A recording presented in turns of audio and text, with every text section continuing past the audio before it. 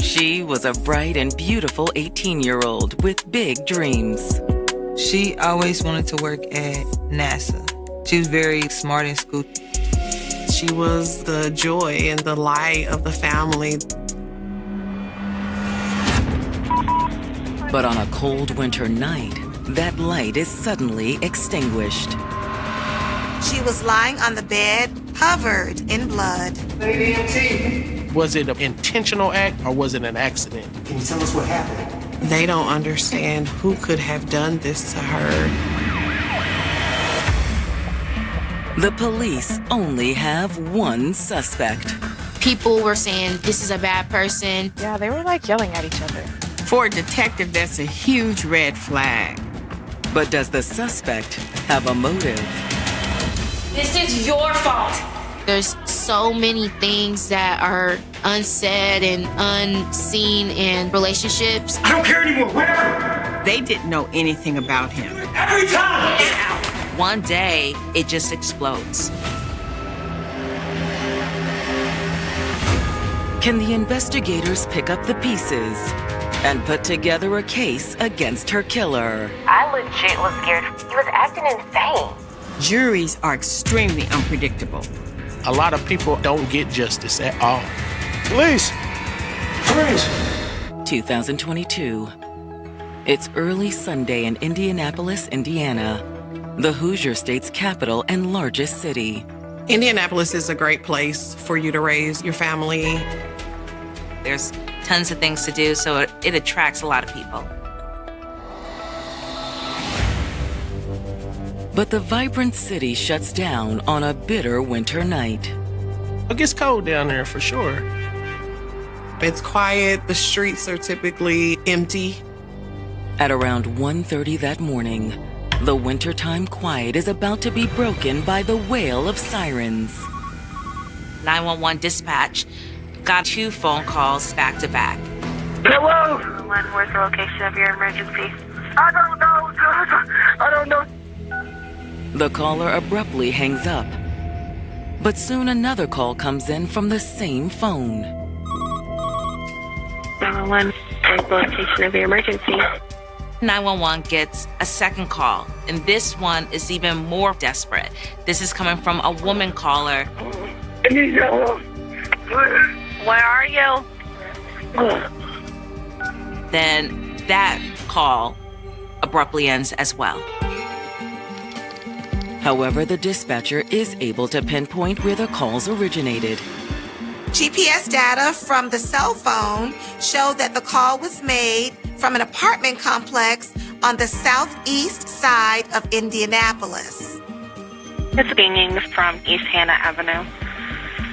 He was crying and screaming before he hung up. Okay. I'm gonna send it out.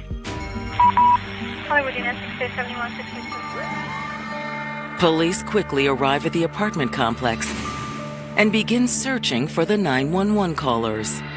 They didn't know exactly which apartment it was. They happened to notice that there was a door open. They walk inside the door and they see blood in the living room area. They go further into the apartment and they find a woman. Ma'am, are you okay? She's lying on the bed, covered with a blanket. When they pulled back the blanket that she was covered in, there was a gunshot wound to the arm and to her torso. I've got a gunshot wound in the EMT. Police and paramedics attempt to stabilize the young woman, but she's lost a lot of blood. Can you tell us what happened? I can't. Who did this? She really couldn't tell police too much. All she could say was her name, Daytara.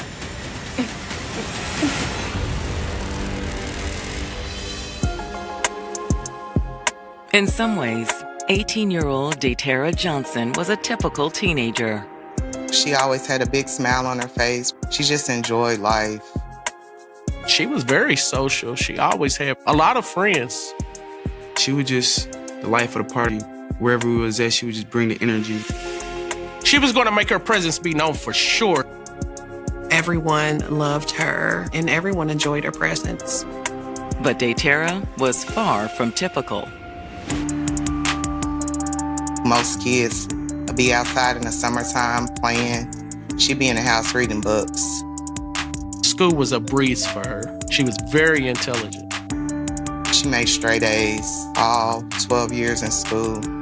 She was very gifted. Eventually, Daytera focused that intelligence on a specific goal. She wanted to be a mathematician and a physicist. She always wanted to work for NASA. After graduating from high school in 2021, Daytera moved into her own apartment. She really loved her freedom. She loved her privacy and really just wanted to start that journey on her own and begin college soon. The gifted student also caught the attention of the opposite sex. Growing up, she was more of a tomboy. Then as she got older, she loved her long nails and lashes. Daytera's a very beautiful girl. The dudes gravitated towards her. But she really wasn't interested in a serious relationship because she didn't want anything to interfere with her independence, her education, or her career goals. But that changed when she met 20-year-old Anthony York. She met him from her friends. Daytera and Anthony actually met the spring of 2021, and he was immediately smitten. The attraction was mutual. He didn't really talk too much, but he was cool. I'm glad you finally had the nerve to tell me how you feel. You're so beautiful, it's intimidating. I definitely saw them liking each other, for sure. That attraction was there from the beginning. And from there, they just built a relationship and really kicked it off. With everything going her way, Daytera felt like she was on top of the world. I've got a gunshot wound. I need EMT. But now, her future hangs in the balance as paramedics struggle to keep her alive.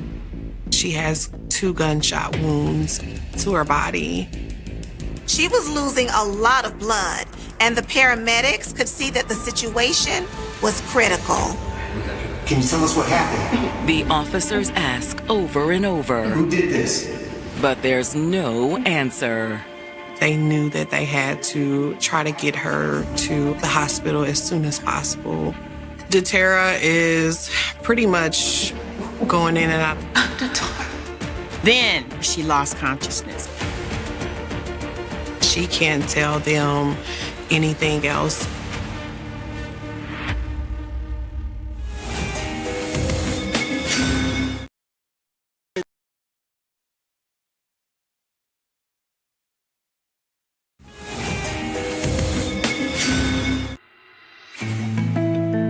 "18-year-old Daytera Johnson was enjoying the most exciting time of her life, becoming an adult with an apartment of her own.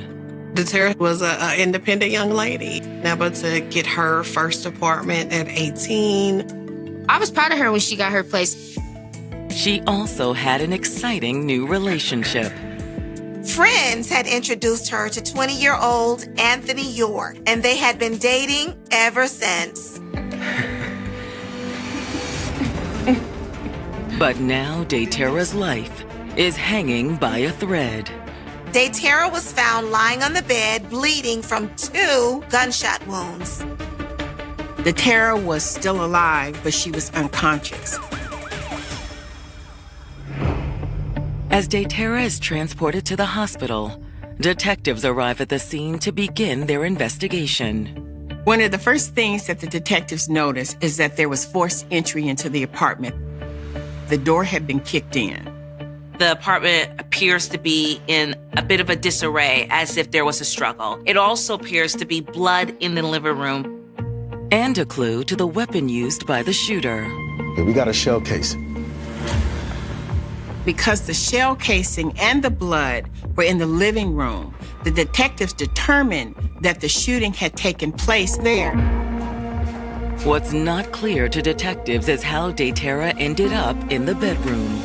They couldn't determine whether she had crawled into the bedroom or somebody had helped her because she was wrapped in a blanket.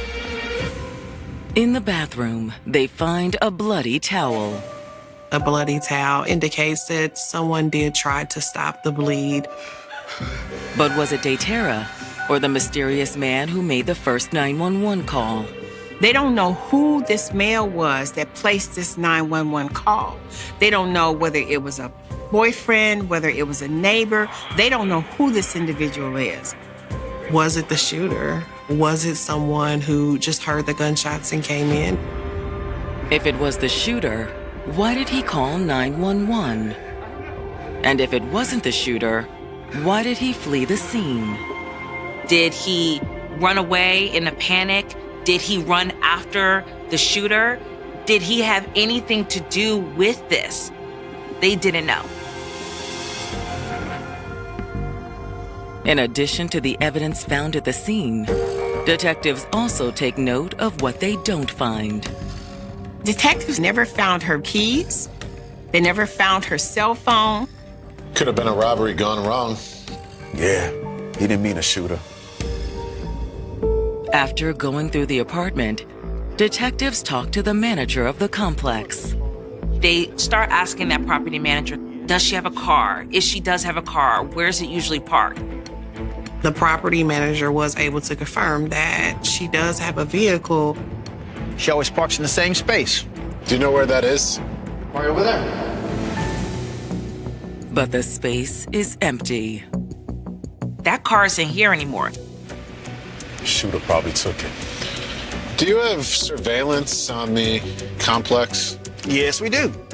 There are security cameras directly pointed in the direction of her apartment. So the property manager goes and gets all of that footage and then hands it over to police. While the manager was retrieving the video and handing it over to police, detectives put out a be on the lookout alert for Daytera's car. I need a bolo on Datora Johnson's vehicle. Then they expand their search for clues to the area outside her apartment, including a nearby dumpster. They couldn't see much in the dumpster, just some garbage bags, nothing out of the ordinary. But then something catches their eye. A duffel bag. They said it was on top of everything in the dumpster. Clearly, this duffel bag had just been dumped. So detectives investigate further. Inside the duffel bag, detectives found some men's clothing. They also find ammunition, and that ammunition looks similar to the spent casing they found in Daytera's apartment. Detectives take the bag as evidence and begin to canvass the residents of the apartment complex. So police start interviewing some neighbors, and they start to talk to two women who live near Daytera's apartment. There were two young women that remember hearing Daytera and a male arguing. Yeah, they were like yelling at each other. When was that? It was around 1:30. Those two women say that they heard arguing right before two gunshots go off. Do you know who she was arguing with? We don't really know her like that. We weren't all up in her business or anything. But they say the voice did sound familiar. They've heard that same voice coming from that apartment before. It sounded like the same man's voice that she would always get into arguments with. It was probably her boyfriend. Neighbors of 18-year-old Daytera Johnson have just told detectives that they heard loud voices coming from her apartment moments before Daytera was shot. Those neighbors say that Daytera and a gentleman was arguing, and after that they heard two bangs. And this isn't the first argument they've heard in her apartment. Yeah, they were like yelling at each other. One particular neighbor told the detective that she used to hear a bunch of arguing and fighting, but the police was never called. Was that the same voice you heard tonight? It sounded the same. And that was her boyfriend? I think so. The neighbors didn't know the boyfriend's name, so the next move for detectives was to reach out to Daytera's family for more information. But before they can conduct interviews with the family, Homicide. a call from the hospital changes the nature of the investigation. Daytera is rushed to the hospital. She undergoes surgery. Doctors do everything they can possibly do to save her life. But it's too late. She doesn't survive. Daytera's family is also contacted and break down at the news. When I heard the news, I went into shock. My husband just barely could speak, and he was like, "She gone." When detectives arrive at her parents' home, they find a family struggling with their grief. I was asleep. My twin brother, he had ran in my room. He was like, "She gone." I hear a lot of commotion in the front room. My dad, he was in the living room, and police is in there. He was just crying nonstop. But Daytera's parents are determined to see justice done. Is it possible we could ask you a few questions to find out who did this? Yeah, of course. Whatever we can do to help. The first thing they tell detectives is that they can't imagine anyone wanting to hurt Daytera. She's loved by everybody. Is it possible that she might be involved in something that is dangerous? Maybe something she didn't tell you about. No, we were very close. Detectives want to know, was Daytera involved in anything, gang activity, drugs?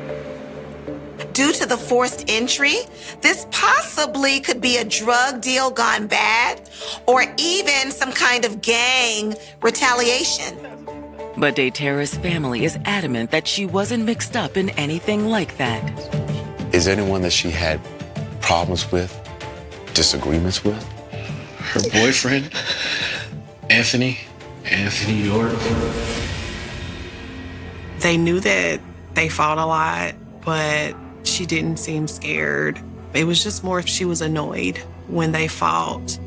She would just be like, "We argue, or we got in an argument." It's just like how you vent to your sister. When they got in arguments, did it ever turn physical? Honestly, we don't know. Daytera didn't mention Anthony a lot. The family had only encountered Anthony a handful of times. It was kind of strange. We never knew who he was, what he was about. I knew a lot of people surrounded by him. Like, I grew up with his mom and his dad. And I met him one time, but didn't personally know him. And while the impression he made wasn't alarming, it wasn't reassuring either. The first time we met him, the interaction was kind of weird. He didn't introduce himself. He didn't say that I'm Daytera's boyfriend. He was just standoffish. He really wouldn't look at us too much. Hoping to learn more, detectives return to the station and file requests for her social media and phone records. Social media is such a huge aid in helping an investigation. These days, everybody posts everything on their social media. While waiting for a response to the requests, detectives review the security camera video from Daytera's apartment complex. They get an opportunity to look at the surveillance video, and that surveillance video tells a lot. Yeah, that looks like her car. Here we go. They can tell that it's a young black man and he's carrying a duffel bag. He goes and he dumps the duffel bag in the dumpster. You see him go back inside the apartment, then come out and get inside the car and pull away. That's gotta be the shooter. That could be anybody. With the darkness, the poor quality of the video, and the fact that the man had on heavy clothes because it was winter, it was almost impossible to identify him. Could it be Anthony York? There may be an easy way to find out. Detectives retrieved the duffel bag that had been collected as evidence from the dumpster. They go through the duffel bag again. And under closer examination, detectives find something. The detectives found a bond warrant. This is huge for the investigation. This is the break they needed. There it is. Anthony York. After finding a bail bond warrant bearing the name of Daytara Johnson's boyfriend, Anthony York, detectives are now convinced he's the person responsible for her death. Here we go. Video from a security camera showed only one person entering and leaving Daytara's apartment, and only Anthony would have a motive to dispose of a duffel bag full of his clothes. But is Anthony York capable of murder? Daytara's family didn't know much about him, so detectives started digging into his background. And what they find is alarming. Auto theft, resisting arrest, and criminal recklessness. And not one, but 2 outstanding warrants. This is a guy that is basically running from the law. Armed with these outstanding warrants, detectives rush to the address on file for Anthony York. A man answers the door. He identifies himself as Anthony's brother, Dominic. He tells the detectives that Anthony isn't there. Do you know where I can find him? I don't know. I don't keep track of them. Dominic states that he didn't have any idea of where he was or when he would return. Do you know what this is about? I heard about that girl that got killed. I know you've been dating her. Do you know where Anthony was last night? Nah, man. I don't know anything about it. Detectives asked Dominic to get in touch with them if he heard from Anthony, but they didn't really have any confidence that he would. When they return to the station, the detectives start reviewing the social media accounts they've been given access to. But Daytara's online presence is more complex than anticipated. Daytara had a social media account that basically anyone could see, but she also had a separate account that was only for her close friends. On that account, she would post things about problems in her relationship, like fighting and Anthony's jealousy. It was kind of like little petty stuff that would turn bigger because of the person he was. She started coming out and saying they had a toxic relationship. Like they'd be arguing and fighting a lot. She specifically talked about how she had been on and off in her relationship with Anthony York. Hey, come over here. And as detectives dig deeper, they find things that are very disturbing. Daytara had actually sent this audio clip to a friend stating that Anthony had threatened her with a gun. I told him to leave because we just couldn't stop fighting and I needed a minute. And that's like when he pulled out a gun and said that he wasn't going anywhere. It was crazy. He calmed down after that, but I legit was like scared for a second. He was acting insane. And that isn't even the most alarming thing detectives find. Look at the dates on the posts. That's weird. Someone after the shooting had been posting on her social media. One post said, "I'm in heaven now," and another one promoting a fundraiser to raise money for funeral costs. Daytara's family is shocked when detectives check to see if they've been posting on Daytara's accounts. They didn't know anything about this. Concluding that Anthony is likely behind the posts, detectives' next move is to review the data submitted by Daytara's cell phone provider. The detectives could see that there were 2 calls made to 911. But there were also phone calls made to another number before those 2 calls were made to 911. The number belongs to Anthony York's mother. Within an 8-minute time period, someone had called Anthony's mother several times. None of the calls were answered.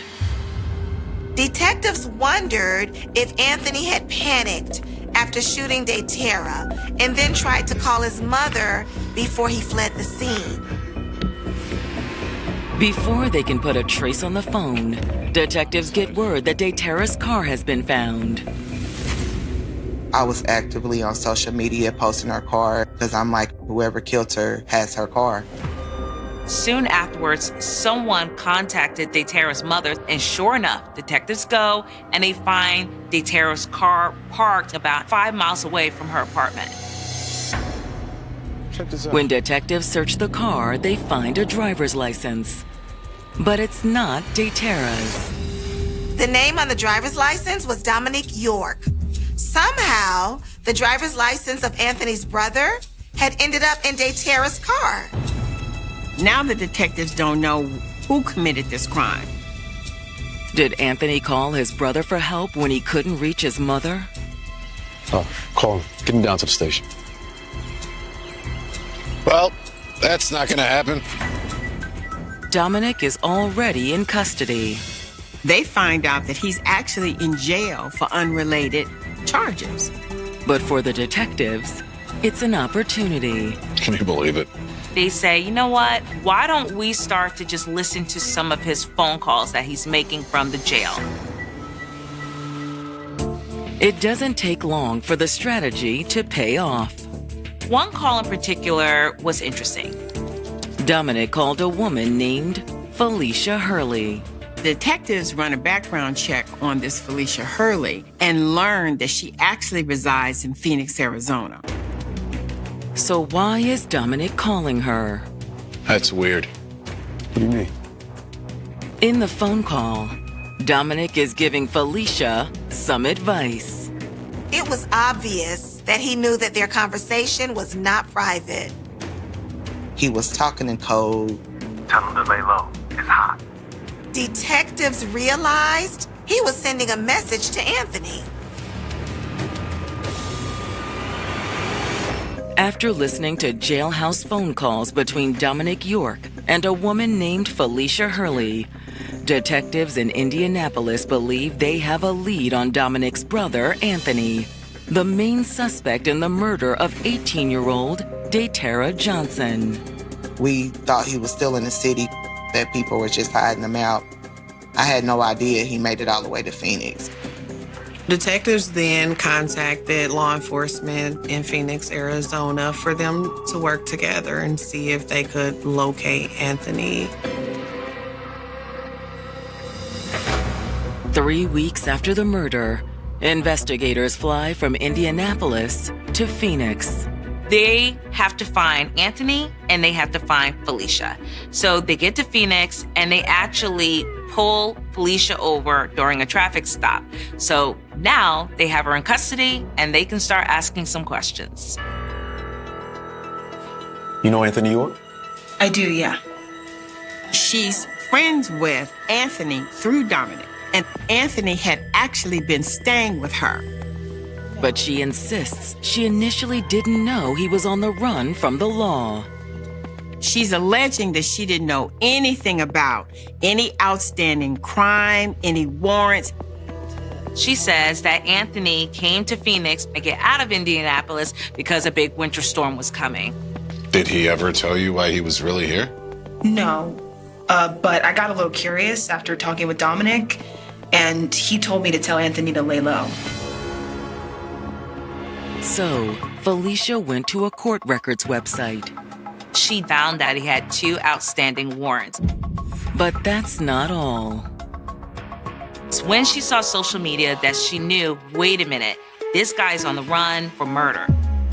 What did you do when you found out? I didn't do anything. She was too afraid to say anything to Anthony. She didn't want Anthony to do anything to her. Did he threaten you? No, he didn't have to.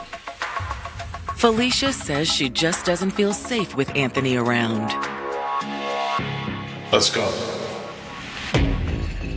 The detectives pass the information on to local law enforcement, who immediately head to Felicia's apartment.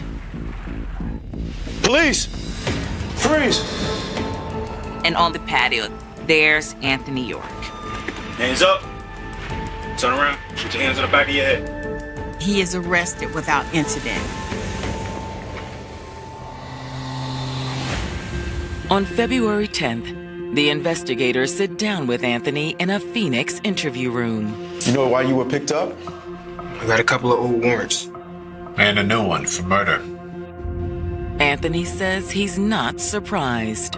Anthony admits that he was in Daytera's apartment the night of the shooting, but he says he has nothing to do with it. You want to tell us what happened?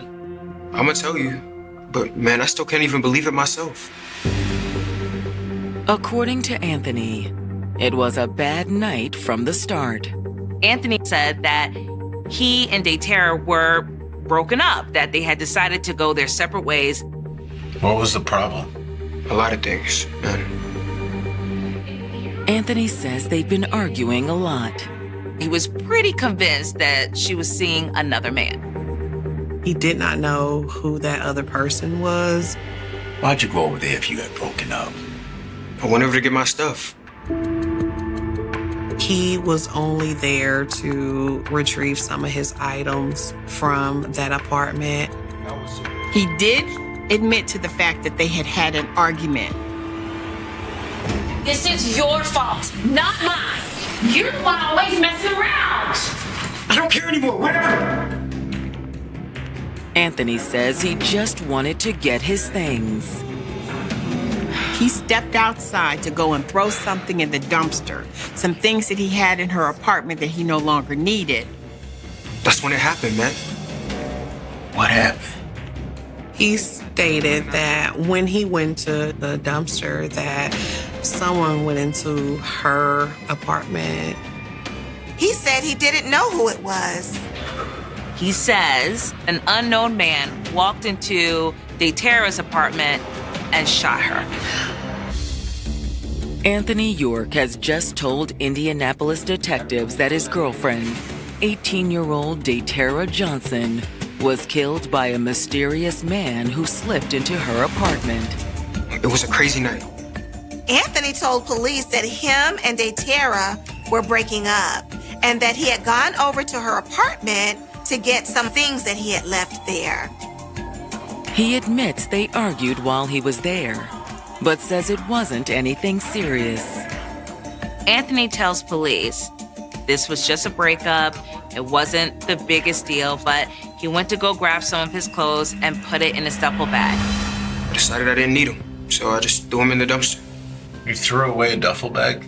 Yeah, I ain't need it. He says that while he was out by the dumpster, he heard 2 gunshots. He says that he heard the shots, turned around, and saw a man running out of Daytera's apartment. Did you recognize him? No. What did he look like? I don't know. He says, I don't know, he was wearing a mask. Alarmed, Anthony rushed back into the apartment. What happened? What happened? He went back into that apartment and seen that his girlfriend was shot. He says he called 911, but he didn't know Daytera's address. So he was trying to figure it out so he can tell dispatch. And that's when Daytera got the phone and asked for help. But detectives know that 911 wasn't the only number he'd called using her phone. Phone calls were made to Anthony's mom. Why did you call your mother before you called 911? Man, I didn't know what to do. He said he called his mom because he was in a panic and he didn't know what else to do. And so he called 911 and then he took off. Why did you leave? Because I knew y'all would sit here and try to pin this on me. Why did you take her phone? Daytera's phone. I just picked it up. I don't know. It was a crazy situation. He said when he realized he had her phone, he threw the phone out of the window. He said he didn't know where. The detectives have heard enough. At that point, they let him know that they have video surveillance and there is no one else that could have been there. You want to explain that? I'm done. Give me a lawyer. Cuff him. Let's get him out of here. Get up. They booked him on murder charges and they extradited him back to Indiana. After his charge, it made me feel more at peace of the situation. He got what came to him. With Anthony in custody, police and prosecutors assemble the case that they'll take to trial. There's a lot of circumstantial evidence in this case. And the evidence proved that Anthony was lying about what happened. Nobody was on the videotape in the apartments besides him, so that story was bogus. For trial, the DA's office put together their own story, one they believed they could prove was true. Daytera was a young woman. She's living on her own for the first time. She doesn't really know how to get out of this relationship with this guy. On January 16th, the tension in the relationship boiled over. The prosecutors suspect that Anthony got upset over something. Daytera had posted on her social media accusing him of cheating. You don't put my name out there! If you're afraid of getting called out, don't do what you did. Prosecutors believe that Daytera and Anthony got into this big blowout argument. At some point, Daytera locked Anthony out of the apartment. Get out! Let me in! Open the door! But a locked door couldn't stop Anthony. Anthony forced his way back inside the apartment. You don't shut me out! Stay away from me. Anthony. Whether he meant to shoot her or not, they still don't know. And they actually do believe that at first he tried to help her. You're okay, you're okay? There was some panic in him. Anthony called his mother first because he really did not want to call 911. But when he couldn't get his mother, he made the call.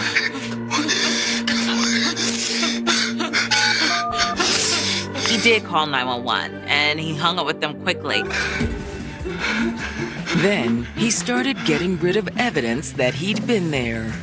He decided to grab that duffel bag, dispose of any evidence that may have shown that he was in that apartment. While he was doing that, Daytera managed to pick up her phone. Of the emergency. Daytera was able to make that phone call to 911, and then he came back. He took that phone, he got her keys, and he fled the scene.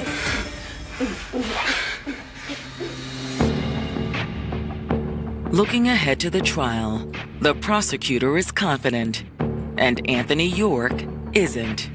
Anthony knew that if this case went to trial, chances are that he would be convicted of murder. So he takes a plea deal and he pleads guilty to voluntary manslaughter.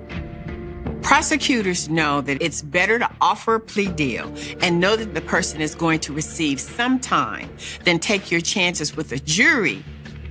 Anthony is sentenced to 30 years in prison with an option for his sentence to be modified after he served 17 years. To Daytera's friends, the sentence isn't nearly enough. It makes my skin crawl, honestly. You took someone's life, someone who you were supposed to love. And it means Daytera's family will never know the full truth. We didn't get any explanation on what happened because he signed a plea deal. So we didn't go to trial and he didn't explain. And they will never forget what they lost on that cold winter night. Daytera, I'm still thinking about you every day.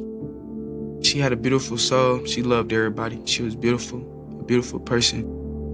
She was definitely a sweetheart, but she was a big sister at heart. She never let nobody play with us. I always respect that. I miss my daughter. I wish that these young people would go seek help. Don't put your family in the situation that we're in, because we'll never be the same. October 12th, 1995. A bone-chilling, rain-slicked Thursday night in the quiet, tree-lined suburb of Oak Ridge, Ohio. The kind of town where nobody locks their front doors, where neighbors share lawnmowers, and where violent crime is something that only happens on the midnight news in far-off metropolis cities. But at precisely 11:42 p.m., that suburban illusion of safety is shattered forever. A frantic 911 call pierces the silence at the county dispatch desk. The caller's voice is shaking, barely coherent, hyperventilating through gasps of cold horror. On the living room floor of a modest two-story brick home on Elmwood Avenue, 22-year-old college senior Clara Miller lies motionless in a pool of darkening crimson. No sign of forced entry. No shattered glass. No broken door frames. No missing valuables. Her purse sits untouched on the kitchen counter, cash still visible inside the leather wallet, her diamond engagement ring still resting undisturbed on her left hand. The killer didn't come to rob. The killer came with a single, ruthless, laser-focused objective: execution. When first responders slide to a halt in the driveway, blue and red strobe lights flashing against the wet asphalt, the air inside the house is heavy with a metallic tang of fresh blood and the sickening stillness of sudden, unnatural death. Clara had been struck from behind, a single, devastating blow to the back of the skull with a heavy, blunt instrument, followed by 3 precise, methodical knife wounds to the chest. It wasn't a chaotic, messy struggle. It was quick. It was quiet. It was terrifyingly efficient. By 3 o'clock in the morning, yellow police tape wraps around the perimeter of the Elmwood house, fluttering violently in the damp autumn wind. Detectives fan out across the lawn, flashlights cutting through the thick fog, searching for footprints, tire tracks, discarded weapons, anything that might point to the monster who vanished into the night. But the damp soil yields nothing. The rain has washed away potential shoe prints. The killer left no fingerprints on the door handles, no foreign fibers under Clara's fingernails, no drops of blood that didn't belong to the victim. It is a ghost scene, clean, cold, and calculated. As dawn breaks over Oak Ridge, news of the brutal murder spreads through the community like a wildfire on a dry prairie. Headlines in the local morning paper scream in bold black ink: "Horror on Elmwood Avenue. College student murdered in her own home." Shockwaves ripple through the local university campus, where Clara was just months away from graduating with honors. Fear grips every household. Doors are deadbolt for the first time in memory. Porch lights are left burning past sunrise. Whispers turn to wild rumors, and wild rumors turn to outright panic. Who target Clara Miller? A sweet, quiet, beloved tutor with no known enemies, no debt, no secret double life, and no bad habits? At the center of the mounting media storm stands 2 figures overwhelmed by grief.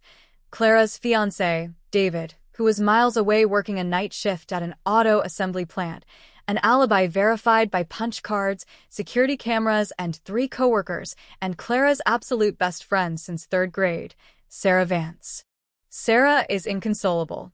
On the morning after the murder, television news cameras capture her on the front lawn of the victim's house, sobbing hysterically into the shoulders of weeping relatives. She talks to reporters through thick tears, her voice raspy from crying. She vows to stand by Clara's family. She promises to push the police until the monster who did this is put behind bars forever. She becomes the public face of the tragedy, organizing candlelight vigils, setting up a tip hotline, wearing a purple memorial ribbon pinned over her heart every single day.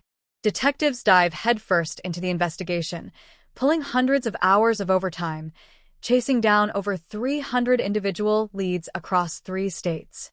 They interview ex-boyfriends, neighbors, delivery drivers, strangers seen walking near Elmwood Avenue, and local sex offenders. Every lead turns into a dead end. Every suspect has an airtight alibi. Every forensic test comes back inconclusive. The blunt force weapon is never found. The knife is never recovered. Weeks bleed into agonizing months. The media circus slowly moves on to the next national tragedy. The bright yellow police tape fades under the harsh winter sun, turns brittle, and eventually snaps, blowing away down the deserted street. The tips stop coming in. The task force shrinks from 12 dedicated investigators down to 2, then down to one tired detective working off the corner of a crowded desk. By the late 90s, the murder of Clara Miller is officially reclassified. It becomes a permanent ghost in the file cabinets of the Oak Ridge Police Department, a cold case.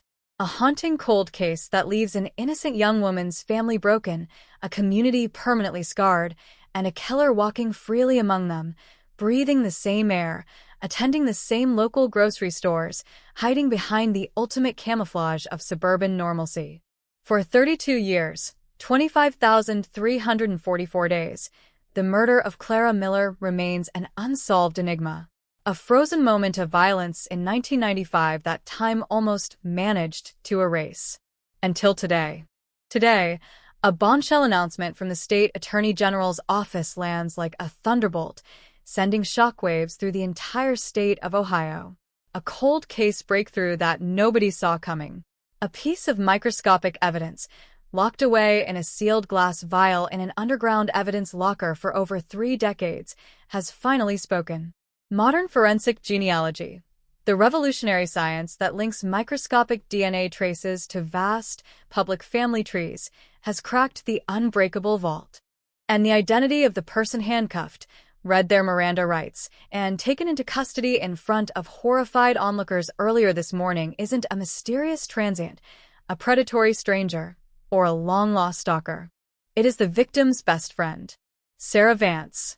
The very woman who held Clara's mother at the funeral. The very woman who stood before TV cameras demanding justice. The very woman who wore the purple memorial ribbon on her lapel for 32 years is pulled from her pristine, manicured suburban home in broad daylight, her hands bound behind her back in cold steel, charged with first-degree premeditated murder. How did a 32-year-old cold case unravel in 48 hours? What dark, twisted secret was hidden behind a lifelong friendship? And how did a killer manage to wear the mask of a grieving best friend for more than 3 decades without slipping up once?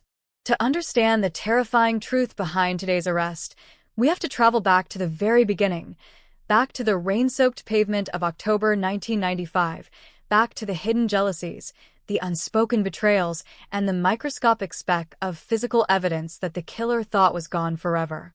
The golden light of high summer in July 2027 poured down over the rooftops of Mansfield, washing the streets in a radiant, unblemished warmth that felt symbolic of the town's profound psychological renewal. On Elm Tree Lane, the open patch of emerald green grass where number 412 had once stood was now dotted with wild clover and patches of morning glories, blending seamlessly into the neighborhood as nature gently reclaimed the ground. The heavy machinery, the police tape, and the relentless hum of media trucks were entirely gone, replaced by the tranquil sounds of neighborhood life. Lawnmowers humming in the distance, bicycle chains rattling as children raced down the pavement, and the steady, reassuring rhythm of families living openly, without the dark, unspoken weight that had suffocated their community for a generation. Inside the headquarters of the Richland County Police Division, Chief Evelyn Carter sat at her desk, organizing the final administrative binders that would permanently close the active case files of the Elm Tree Lane investigation. Across from her, Special Agent Thomas Vance was reviewing the latest quarterly statistics from the Interstate Cold Case Clearinghouse. The institutional framework forged during the Arthur Miller trial, the automated short tandem repeat DNA profiling systems, the mandatory cross-border data sharing protocols, and the rigorous oversight of historical contracting records, was no longer just an experimental model. It had become the gold standard adopted by law enforcement agencies across the entire Midwest and federal task forces nationwide. "We just received the annual performance metrics from the Regional Clearinghouse," Vance said, looking up from his tablet with a satisfied, measured expression. Since the conclusion of the Mansfield trial, over 40 historical missing persons cases across 4 neighboring states have been successfully reopened, reanalyzed, and linked to serial offenders who operated unchecked during the late 80s and 90s. The administrative blind spots that Arthur exploited for 30 years are being systematically dismantled. What started as a desperate search for Sarah Henderson has fundamentally transformed how modern law enforcement hunts predators who try to hide behind the passage of time. Carter nodded slowly, her gaze drifting toward the window that framed the peaceful, sunlit town square outside. Arthur believed he was operating on a higher plane of intelligence, Thomas, she said softly, her voice carrying the quiet, resonant authority of a battle-hard one. He thought he could engineer a subterranean empire of concealment and outsmart human history with concrete and silence. But he forgot the most fundamental truth of human resilience, that memory does not die simply because a file gathers dust, and science will always catch up to those who try to outrun their own darkness. We couldn't bring Sarah back, and we couldn't erase the decades of agony her family endured, but we made sure that her name became a beacon that permanently illuminated the shadows. The enduring legacy of that illumination was enshrined just a few blocks away at the Public Park Memorial. There, beneath the shade of towering maples, the polished granite monument bearing the names of Sarah Henderson and the other historical victims stood as a permanent testament to truth and accountability. Throughout the warm July afternoons, local residents, visiting families, and young detectives from regional academies frequently stopped by to leave fresh flowers, read the inscriptions, and reflect upon the lessons of the past. The memorial was never a place of morbid fascination. It was a sanctuary of grace, reminding everyone who visited that justice is ultimately anchored in the unwavering courage of those who refuse to look away. Far away from the sunlit streets of Mansfield, deep within the subterranean secure housing unit of the maximum security state penitentiary, Arthur Miller existed in absolute, unrelenting isolation. The 12-by-8-foot segregation cell was bathed in the harsh, sterile glare of a recessed fluorescent ceiling fixture that hummed with a monotonous, maddening frequency. The precise drafting tools, the expansive architectural blueprints, and the complex mental calculations that had once sustained his profound intellectual arrogance were entirely gone, stripped away by the unalterable permanence of consecutive life sentences without the possibility of parole. Arthur sat on the edge of his steel-framed bunk, his orange correctional jumpsuit hanging loosely over his frame, his pale blue eyes fixed unblinkingly on the solid concrete wall opposite his door.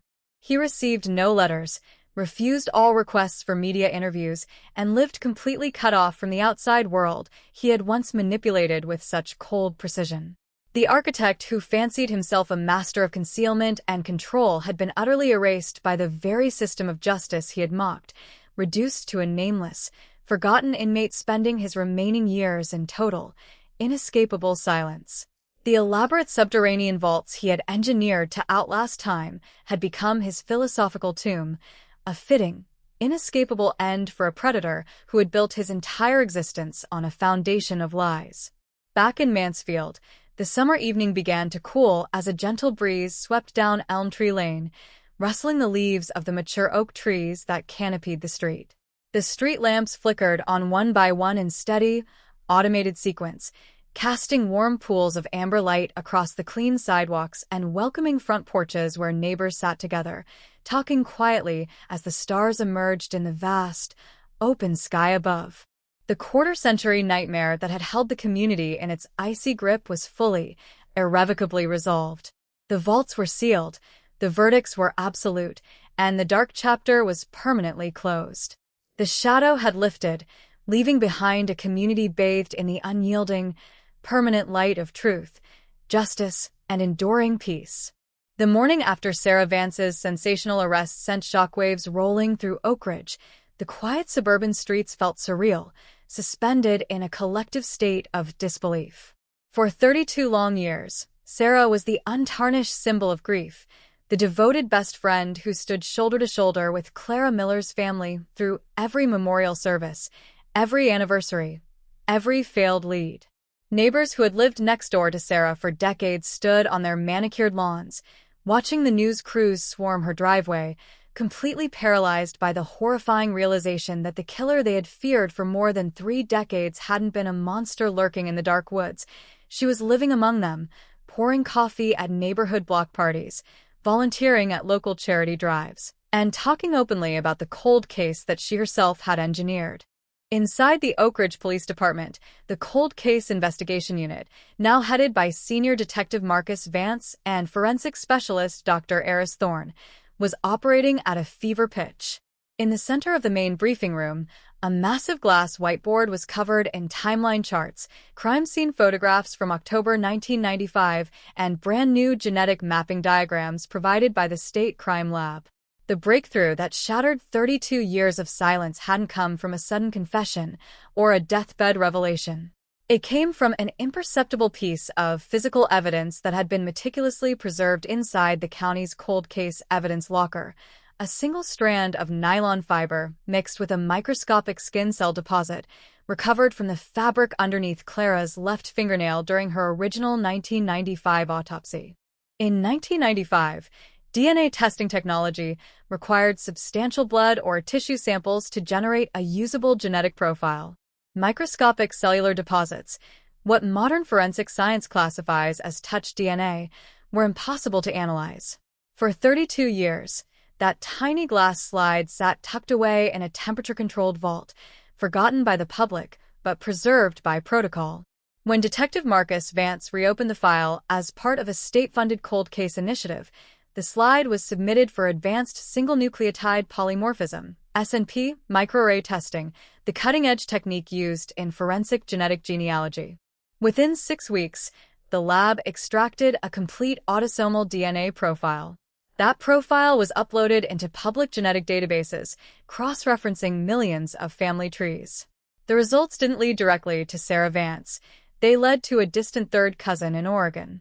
From there, forensic genealogists worked backward through birth records, marriage certificates, and local property registries, building a massive multi-generational family tree that converged on one specific individual who lived in Oak Ridge, Ohio in October 1995, Sarah Vance. When investigators obtained a secret surveillance warrant, an undercover detective followed Sarah to a local coffee shop, recovering a discarded paper cup she threw into a public recycling bin. Within 48 hours, the State Crime Laboratory confirmed a 99.999% genetic match between the touch DNA recovered from under Clara Miller's fingernail 32 years ago and the saliva on Sarah's disposable cup. The microscopic ghost had finally spoken. As news of the genetic match spread through the precinct, detectives immediately turned their focus to dissecting the timeline of October 12, 1995. In the initial investigation, Sarah's alibi had seemed ironclad. She had claimed that on the night of the murder, she was at home alone studying for a midterm exam, having spoken to Clara on the landline phone at approximately 9:15 p.m. Her landline phone records confirmed a 4-minute call at 9:14 p.m., matching her statement perfectly. Because there were no witnesses who saw her leave her apartment, and because she was Clara's absolute best friend, detectives at the time never considered her a primary suspect. She was interviewed as a witness, offered her condolences, and was allowed to step into the role of the grieving survivor. Re-interviewing the original detectives and reviewing yellowed, handwritten field notes, Marcus Vance uncovered subtle discrepancies that had been overlooked in the initial chaos of 1995. In a secondary interview transcript conducted 6 weeks after the murder, a neighbor living across the alley from Clara's Elmwood Avenue home reported seeing a dark-colored sedan idling near the rear garage with its headlights switched off at approximately 10:45 p.m. In 1995, Sarah drove a dark blue 1992 Honda Civic. The lead was dismissed back then because the neighbor couldn't provide a license plate number or see the driver clearly in the autumn fog. Furthermore, financial and personal records subpoenaed following yesterday's arrest revealed a side of Clara and Sarah's relationship that had been buried under decades of public grieving. Behind the polished image of lifelong best friends, a silent, bitter rift had been forming in the months leading up to the murder. Clara had recently been accepted into a prestigious graduate program in Chicago and was preparing to relocate immediately after her wedding to David. Sarah, meanwhile, had applied to the same program and was flatly rejected.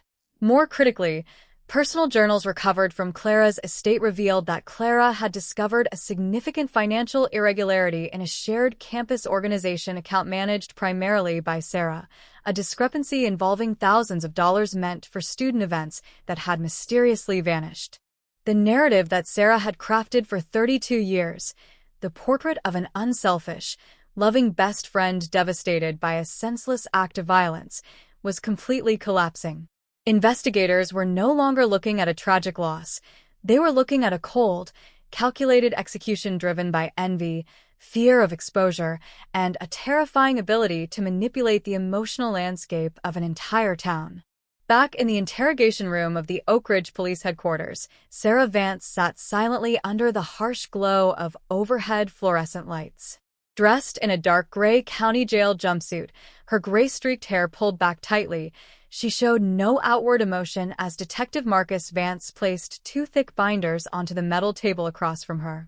On top of the binders lay the 32-year-old autopsy photograph of Clara Miller, alongside the fresh, color printout of the DNA match report. 32 years, Sarah, Marcus Vance said quietly, his voice steady, rhythmic, and cut with cold precision. 32 years of standing on lawn after lawn, lighting candles, speaking to news cameras, comforting Clara's mother, pretending to search for a ghost. You thought the rain on Elmwood Avenue washed everything away. You thought time was your shield. But science doesn't forget, Sarah. A single microscopic cell from under Clara's nail kept your name written in blood until technology caught up to you. Sarah Vance looked at the photograph, her expression unreadable, her jaw clenching slightly as the ambient noise of the precinct hummed outside the soundproof glass. The mask of suburban innocence she had worn for more than half her life was slipping, revealing the cold, unyielding silence of a killer who realized that the 32-year-old lie had finally come to an end.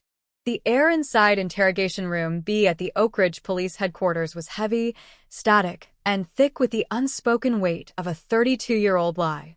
The hum of the ventilation system vibrated softly against the soundproof walls, casting a rhythmic bass line under the quiet standoff between Detective Marcus Vance and the woman who had spent more than half her life playing the tragic, grieving best friend. Sarah Vance sat rigid in her metal chair, her hands cuffed in front of her gray jumpsuit, her pale blue eyes fixed not on the detective, but on the black and white crime scene photograph resting between them on the table, the image of Clara Miller lying on the hardwood floor of her Elmwood Avenue living room on October 12, 1995. You knew the carpet was soaked in blood before the first officer even stepped through the front door, didn't you, Sarah? Detective Vance asked, leaning forward, resting his forearms on the cold steel desk. His voice was measured, low, and devoid of theatrical rage, carrying the weight of unshakable forensic certainty. You sat on her mother's porch the next morning. You let her hold your hand. You cried on live local news, screaming for the police to find the monster who did this. But you were the monster. You walked into that house with a heavy tire iron hidden inside your coat, and you walked out leaving your best friend to bleed out in the dark. Sarah's fingers twitched against the metal table, the links of her hand restraints clicking softly against the polished surface.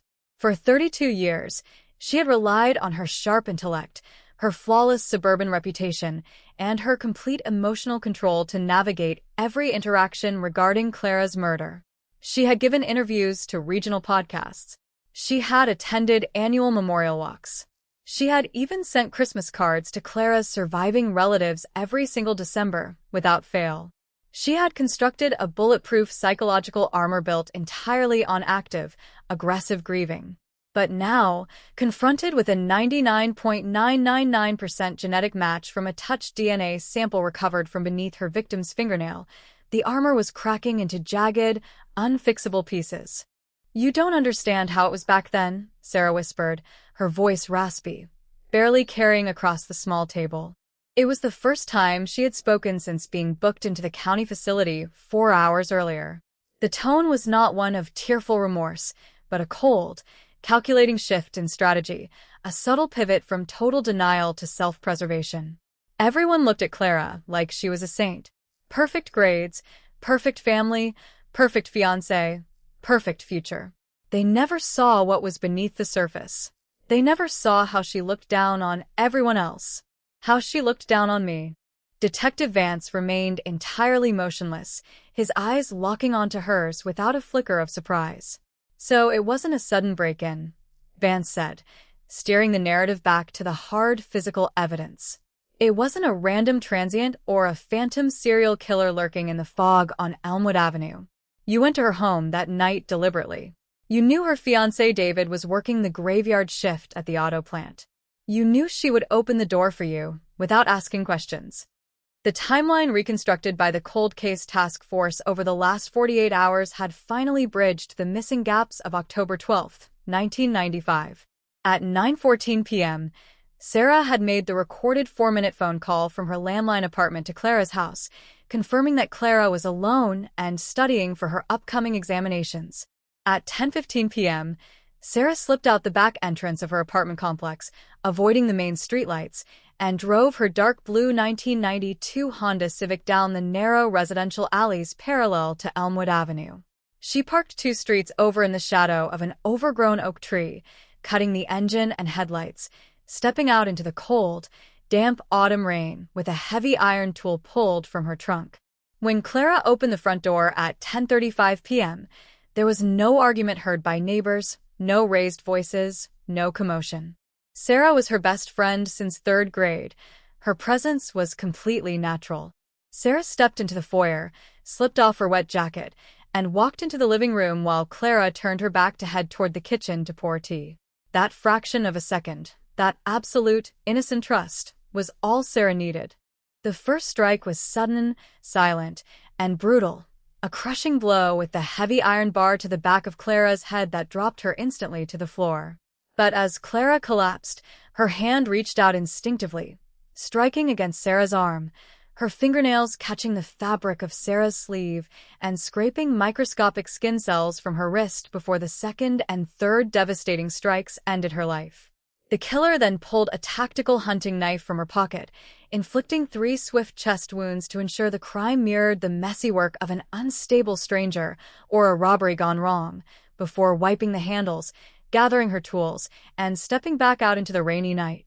The financial records from 1995 tell the real story, Sarah. Detective Vance continued, pulling a second thick file from his briefcase and opening it to a series of audited banking ledgers. It wasn't just envy over Clara's graduate school acceptance in Chicago. It was the $4,800 you embezzled from the university student council fund that you managed. Clara found the accounting discrepancy 3 days before she died. She gave you a deadline: replace the stolen funds by Friday morning, or she was going to the dean of students and the police department. You didn't kill her because of a sudden fit of rage. You killed her to protect your own clean, suburban reputation. You traded her life to buy your own silence. Sarah stared at the bank ledgers, her lips drawing into a paper-thin line. The meticulous, suburban facade she had maintained for 3 decades, the suburban home, the respected accounting career, the quiet weekends spent volunteering at the animal shelter, was suddenly laid bare for what it truly was: an elaborate, desperate camouflage engineered to hide a cold-blooded execution. She had built her entire adult life on top of Clara's grave, convinced that the passage of days, months, and years would slowly dissolve the microscopic truth buried beneath Elmwood Avenue. Outside the police headquarters, the press corps had swollen into an international media circus. Satellite broadcast trucks lined the perimeter of the courthouse square, their high-intensity studio lights casting a blinding glow against the damp night sky. Reporters broadcasted live to millions of viewers nationwide, delivering the shocking update that the woman who had spent 32 years posing as the heartbroken champion of Clara Miller's memory was now sitting in handcuffs, facing capital murder charges. As the late-night hours stretched toward dawn, Detective Vance signed the final pages of the formal arrest warrant and pushed the document across the metal table. "The rain stopped 32 years ago, Sarah," Vance said softly, standing up and looking down at the woman who had fooled an entire city for a generation. "The story you wrote is over. Science didn't forget Clara, the town didn't forget Clara, and today, the truth finally caught up to you." Sarah Vance didn't look up as the guards stepped into the room to lead her toward the subterranean holding cells. She walked in complete, heavy silence, her head bowed, her footsteps echoing down the cold, concrete corridor as the heavy steel doors slid shut behind her, permanently closing the chapter on one of the most haunting, deceptive cold cases in modern American history. The gray morning light of late October crept slowly through the narrow slit windows of the Richland County Judicial Center, casting long, somber shadows across the packed courtroom. The atmosphere was charged with a palpable, electric tension, a thick, suffocating mixture of long-buried grief, community anger, and an overwhelming demand for finality. Dozens of Oak Ridge residents, former college classmates, and local news reporters crammed into the wooden pews, their eyes fixated on the defense table where Sarah Vance sat silently alongside her public defenders. Dressed in a stark navy suit, her gray-streaked hair neatly pinned back, Sarah maintained an icy, stoic posture, looking straight ahead, completely detached from the murmurs echoing through the gallery. At the prosecution table, Assistant State Attorney Ellen Rodriguez arranged a precise stack of exhibit binders.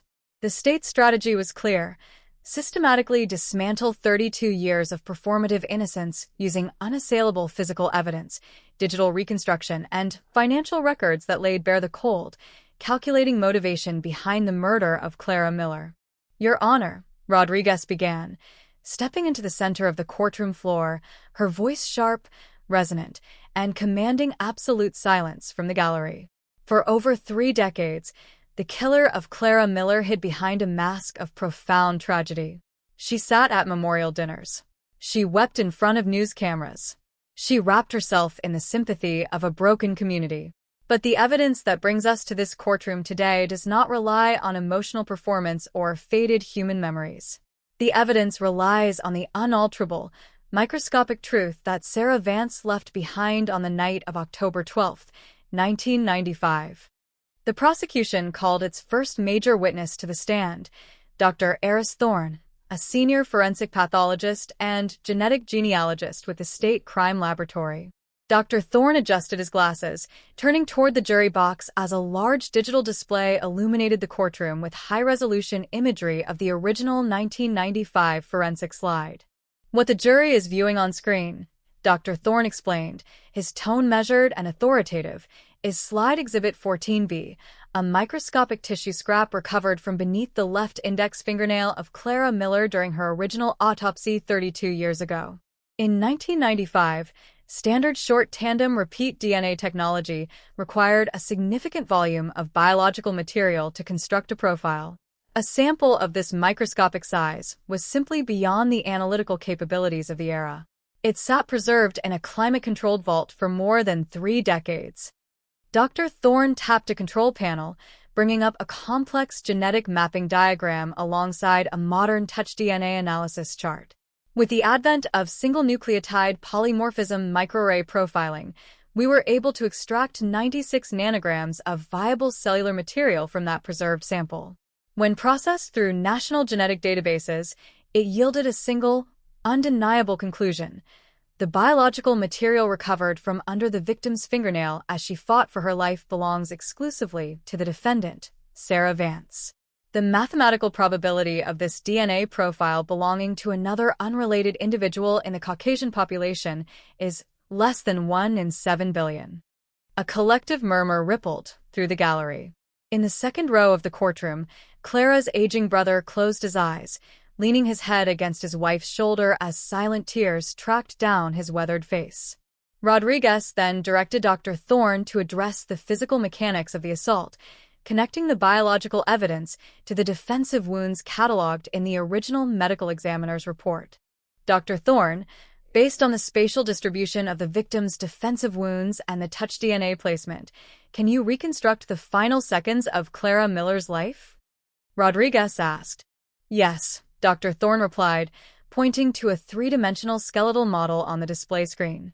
The initial blow to the posterior cranium was delivered with high velocity using a dense, blunt weapon, causing immediate loss of structural balance. However, as the victim collapsed toward the hardwood floor, her left arm reflexively extended upward, scraping against the assailant's lower forearm and wrist before the secondary thoracic knife wounds were inflicted. It was during that brief, violent physical interaction that Clara's nail scraped away epidermal cells from her attacker. That physical contact left a permanent biological signature, a genetic receipt that survived 32 years of silence. With the forensic foundation firmly established, the prosecution shifted its focus toward establishing premeditation and motive. Rodriguez called Detective Marcus Vance to the witness stand. The veteran investigator walked the jury through the financial audit that had successfully blown open the myth of the unselfish best friend. Detective Vance laid out a series of enlarged financial charts depicting bank transactions from the fall of 1995. Prior to October 1995, both Clara Miller and Sarah Vance served as joint officers for the university's Honor Society Fund, Detective Vance testified. Our Financial Crimes Unit conducted a retrospective forensic audit of those accounts. Between June and September of 1995, approximately $4,800 was systematically siphoned out of the organization's operating fund through fraudulent checks authorized solely by Sarah Vance. And did Clara Miller discover this discrepancy? Rodriguez asked. Yes, Vance replied firmly. We recovered personal journals from Clara Miller's estate, cross-referenced with saved landline answering machine audio restored from digital tapes. On October 9th, 1995, 3 days before the murder, Clara confronted Sarah via telephone regarding the missing funds. Clara explicitly stated that if the money was not returned to the university treasury by Friday, October 13th, she would bring the matter directly to the department dean and the local prosecutor's office. Sarah Vance was facing immediate academic expulsion, criminal fraud charges, and the absolute destruction of her carefully curated reputation. The courtroom fell into a dead silence as the full weight of the prosecution's narrative settled over the jury. The murder of Clara Miller was not a random act of suburban violence, nor was it the work of a phantom killer lurking in the autumn fog.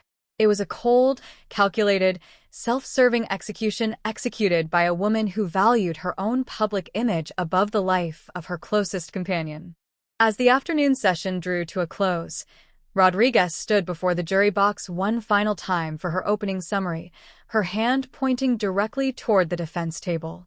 For 32 years, Sarah Vance believed she had executed the perfect crime. She believed the rain had washed away her footprints, that the dark had hidden her vehicle, and that time had eroded the truth. But justice does not expire. The truth was preserved in the dark, waiting for science to catch up to the monster who walked among us. The state will ask this jury to return the only verdict that honors the memory of Clara Miller, guilty of first-degree premeditated murder. Sarah Vance sat unmoving as the judge called for an evening recess. Her face remained a rigid, emotionless mask, but beneath her folded hands, her knuckles were white, pressed tightly against the wooden edge of the defense desk, a silent admission that the walls of her 32-year shelter were finally collapsing all around her. The second day of the trial opened to a breathless, packed gallery in the Richland County Judicial Center. Outside, rain tapped softly against the high-arched windows, casting a dreary, slate-gray light across the courtroom, an eerie echo of the damp autumn weather that had swept through Oak Ridge on the night of October 12, 1995. The defense bench sat ready to mount its counteroffensive, attempting to punch holes in the state's forensic narrative and dismantle the timeline that had held Sarah Vance accountable for a 32-year-old crime. Lead defense attorney Richard Sterling stood up, adjusting his suit jacket, and approached the podium before the jury. His strategy was built on classic, methodical reasonable doubt, attacking the chain of custody of a 3-decade-old evidence item, questioning potential secondary transfer of touch DNA, and painting Sarah Vance as an innocent victim of a rush to judgment fueled by revolutionary, yet potentially flawed, genetic algorithms. Members of the jury, Sterling began, his voice warm, smooth, and practiced. The prosecution wants you to believe that a microscopic speck of biological material, preserved in a vault for 32 years through multiple technological handoffs, building moves, and evidence audits, provides absolute, unassailable proof of capital murder.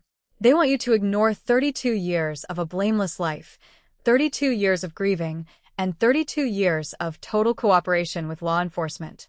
Touch DNA is not a smoking gun. It is an invisible, microscopic residue that can be transferred through a handshake, a shared towel, a borrowed jacket, or a hug between two women who are inseparable best friends. Sterling called his first expert witness to the stand, Dr. Helen Thornbrooks, an independent forensic consultant and former state lab director. Dr. Thornbrooks leaned into the microphone, her tone clinical and deliberate. In 1995, Dr. Thornbrooks testified, evidentiary protocols regarding touch DNA simply did not exist. Investigators at the scene did not wear full protective hazmat suits, double-layer nitrile gloves, or air filtration masks. When evidence bags were collected, stored, and periodically inspected over 32 years, the risk of secondary transfer, where DNA from one surface is inadvertently migrated to another via instruments, packaging material, or human contact, is a well-documented scientific reality. Dr. Thornbrooks. Sterling followed up, stepping closer to the witness box. Is it scientifically plausible that Sarah Vance's skin cells were transferred onto Clara Miller's hands hours before the murder, perhaps during a casual hug, a shared cup of coffee, or when touching a common household item, and subsequently remained under her fingernails? It is entirely plausible, Dr. Thornbrooks stated firmly. Touch DNA is extraordinarily persistent, but it is also extraordinarily mobile. The presence of DNA tells us who it belongs to, but it cannot tell us when it was deposited, how it was deposited, or the specific physical context of the interaction. A subtle wave of anticipation shifted through the courtroom. Defense counsel turned toward the jury, letting the weight of the expert's testimony sink in. But Assistant State Attorney Ellen Rodriguez remained calm at the prosecution table, carefully taking notes and preparing her cross-examination. When Rodriguez stood up to cross-examine Dr. Thornbrooks, her approach was precise, fast-paced, and unyielding. Dr. Thornbrooks, Rodriguez began, stepping into the aisle. You testified about secondary transfer. Let us examine the specific anatomical placement of the evidence. Was the DNA found loose on Clara Miller's palm or sleeve? No, Dr. Thornbrooks replied. It was recovered from the subungual space, beneath the left index fingernail. And in your professional experience, Dr. Thornbrooks, does a casual handshake or a brief, friendly hug deposit high-concentration cellular tissue deep beneath the fingernails of an individual? It is less common, but not impossible, the expert admitted cautiously. Let's talk numbers, Rodriguez pushed forward, raising her voice slightly. The lab report indicates 96 nanograms of viable cellular material. Is 96 nanograms consistent with a fleeting touch, or is it consistent with violent, high-friction physical contact, such as a victim scraping her fingernails forcefully across an attacker's skin during a fight for her life? Dr. Thornbrooks paused, adjusting her papers. 96 nanograms represents a robust sample, she answered carefully. It is highly consistent with friction or forceful contact. Thank you, Rodriguez said, immediately turning toward her next set of documents. No further questions. With the defense's secondary transfer argument significantly blunted, the prosecution called its final, devastating witness, retired FBI digital forensics specialist Arthur Pendleton, who had been brought in to analyze newly recovered data from vintage storage media. Pendleton revealed an explosive piece of evidence that had been unearthed during the recent search of Sarah Vance's attic following her arrest, a 1995 desktop computer hard drive containing deleted text files from early word processing software that had been partially overwritten but successfully carved out using modern sector-by-sector deep data recovery tools. What did you discover on that hard drive, Mr. Pendleton? Rodriguez asked. Pendleton adjusted his reading glasses and read directly from a verified transcript displayed on the courtroom screens. On October 11th, 1995, 24 hours before the murder, a document file created on that machine contained a draft letter addressed to the university administration, attempting to anonymously accuse Clara Miller of taking the missing $4,800. The file metadata proves it was authored, edited, and saved by a profile registered to Sarah Vance. A collective gasp echoed across the courtroom floor. The gallery erupted into hushed, shocked chatter. The narrative that Sarah was completely unaware of the accounting discrepancies or held no animosity toward Clara was instantly obliterated. Furthermore, Pendleton added, searches conducted on that local terminal on the morning of October 13, 1995, just hours after Clara's body was discovered, included local police scanner frequencies, local newspaper archives regarding homicide investigation procedures, and articles detailing the decay rate of blood spatters on hardwood flooring. The evidence was overwhelming. It wasn't just a touch of DNA under a fingernail. It was a digital trail of premeditation, framing, and desperate cover-up preserved on magnetic tape for 32 years. Sarah Vance sat utterly still at the defense table.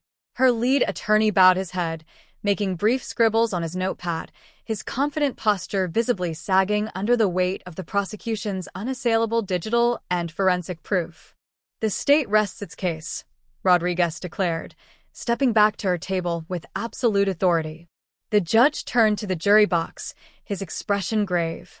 Members of the jury, we will adjourn for the day. Tomorrow morning, you will hear closing arguments, receive your instructions, and begin your deliberations. As the court officers approached Sarah Vance to place her in handcuffs for the evening transport back to the county jail, she looked out into the gallery for the first time. Her eyes met those of Clara's surviving family members. There was no defiance left in her gaze, no tragic mask of grief, only the stark, terrifying vacancy of a killer who knew that the 32-year deception had finally collapsed under the unyielding light of truth. The morning of October 24th brought an icy, unseasonable sleet to Oak Ridge, rattling against the tall windows of the Richland County Judicial Center with a relentless, mechanical rhythm. Inside courtroom 3B, every seat was taken. The overflow crowd spilled into the marble corridors outside, where dozens of residents stood shoulder to shoulder in tense, heavy silence. For 32 years, this community had carried the phantom of Elmwood Avenue, a lingering ghost that ruined quiet evenings, forced parents to lock their windows, and planted seeds of quiet suspicion among lifelong neighbors. Today, that 3-decade-old weight rested entirely on the shoulders of 12 citizens seated in the jury box. At precisely 9:15 a.m., Judge Harold Vance called the session to order. The gavel dropped once, its wooden strike ringing out like a gunshot through the packed room. Counsel, closing arguments, Judge Vance instructed, leaning forward over his bench, his stern gaze sweeping across the courtroom. The prosecution may proceed. Assistant State Attorney Ellen Rodriguez stood up smoothly, picking up no notes, no binders, and no props. She walked slowly to the center of the courtroom floor, stopping just 3 feet from the rail of the jury box. She looked each juror directly in the eye, her voice dropping to a low, intense register that demanded total, undivided attention. 32 years ago, on a rain-slicked Thursday night in October, a vibrant, intelligent young woman named Clara Miller was slaughtered on the floor of her own living room, Rodriguez began, her words deliberate and heavy. For 25,344 days, the person who took Clara's life walked among you. She didn't flee to another state. She didn't hide in the shadows of an unfamiliar city. She stayed right here. She ate at your local diners. She shopped at your grocery stores. She sat on the front lawn of the victim's house, weeping into the shoulders of Clara's grieving mother while news cameras rolled.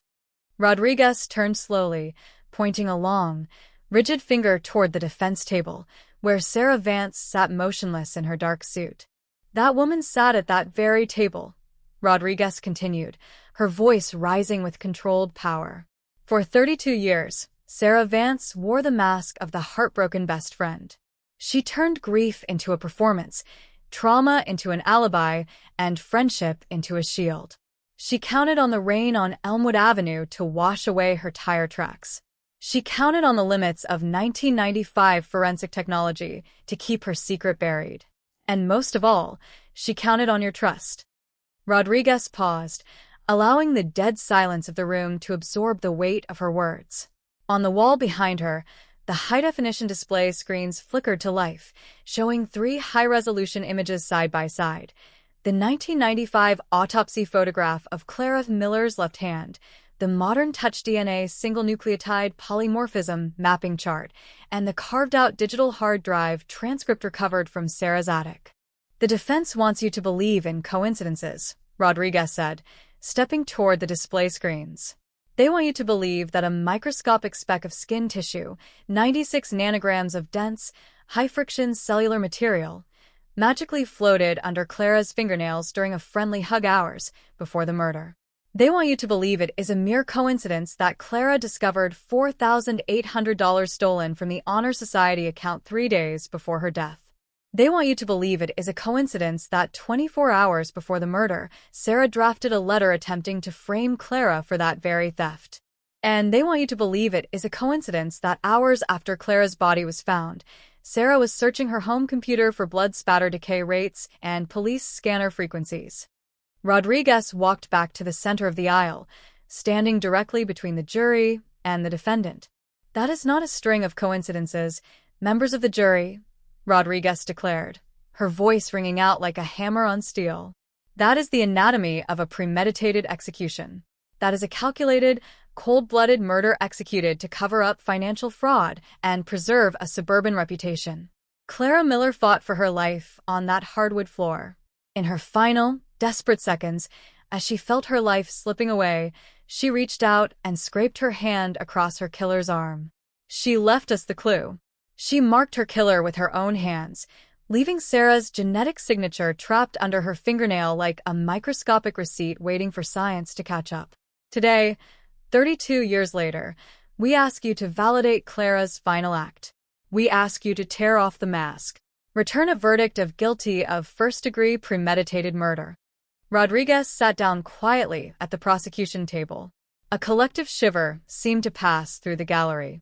Lead defense attorney Richard Sterling rose from his chair, buttoning his jacket with slow, deliberate care. He walked to the center of the room, turning his head to acknowledge the court before addressing the jury. His demeanor was measured, earnest, and deeply cautious. "Ladies and gentlemen of the jury," Sterling began, his voice soft, almost conversational. "The state has painted a dramatic, compelling picture. They have given you a story filled with villainy, betrayal, and high-tech forensics. But your duty today is not to judge a story. Your duty is to evaluate whether the state has proven, beyond a reasonable doubt, that Sarah Vance held the knife on October 12, 1995. Sterling turned back toward his client, resting a hand briefly on the back of Sarah's chair. "The state talks about 32 years of a mask," Sterling said, turning back to the jury box. "I ask you to look at 32 years of an actual life. 32 years of a woman who stayed in her community, who built a career, who supported local charities, who never had a single traffic ticket, let alone a violent record. The state wants you to discard an entire lifetime of peaceful citizenship based on 96 nanograms of touch DNA, a substance so volatile, so easily transferred, that science itself warns us against using it as a sole pillar of conviction." Sterling leaned against the wooden podium, lowering his voice to an urgent whisper. "Touch DNA is not blood. It is not a fingerprint pressed into wet paint. It is skin cells. Microscopic dust that travels on clothing, on furniture, on doorknobs, and on the hands of 2 young women who spent every single day together. If Sarah Vance dropped off a book, if she touched Clara's wrist, if she hugged her goodbye at 9 o'clock that night, those cells would be there. And when the state's experts admit that touch DNA cannot tell us the minute, the hour, or the day it was deposited, that, ladies and gentlemen, is the very definition of reasonable doubt." Sterling pointed to the old computer files highlighted on the prosecution's display. A draft letter that was never sent? Searches on a home computer after a best friend was brutally murdered in a small town where everyone was terrified? That isn't proof of murder. That is the reaction of a terrified, confused young woman trying to understand a horrific event unfolding in her neighborhood. Do not let 54 hours of media circus and microscopic assumptions override 32 years of innocence. If there is a single shadow of doubt in your minds regarding how that DNA got under Clara's nail, you must acquit. Sterling bowed his head slightly to the panel. Bring an end to this 32-year nightmare with a verdict based on certainty, not speculation. return a verdict of not guilty. Judge Vance immediately turned to the panel of 12 jurors. Members of the jury, the arguments are concluded. You will now retire to the deliberation room to consider your verdict. At 11:45 a.m., the bailiff led the jury through the heavy oak doors behind the bench. The heavy steel lock clicked into place with a sharp, echoing snap. Hours ticked by. The rain outside turned back into cold, driving sleet, rattling against the glass as the afternoon light faded into darkness. Inside the courtroom, nobody left. Reporters sat in the back pews with laptops open on their knees, typing furiously. Clara Miller's family sat together in the second row, holding hands in complete, unmoving silence. Across the aisle, Sarah Vance sat between her attorneys, staring fixedly at the blank digital screens on the wall, her face entirely drained of color. At 4:32 p.m., two sharp knocks echoed from the inside of the jury deliberation room door. The courtroom snapped to instant, electric attention. People scrambled back to their seats. News reporters leaned forward, camera shutters clicking rapidly in the gallery. Judge Vance re-entered from his chambers, taking a seat at the bench as the bailiff ushered the 12 jurors back into their seats in the box. Has the jury reached a verdict? Judge Vance asked, his voice calm and authoritative. The jury foreperson, a middle-aged high school teacher sitting in the front row, stood up, holding a folded slip of white paper in her hand. We have, Your Honor. Hand the verdict form to the bailiff, the judge instructed. The bailiff walked across the room, took the paper, and delivered it to the bench. Judge Vance unfolded the document, reading it silently to himself.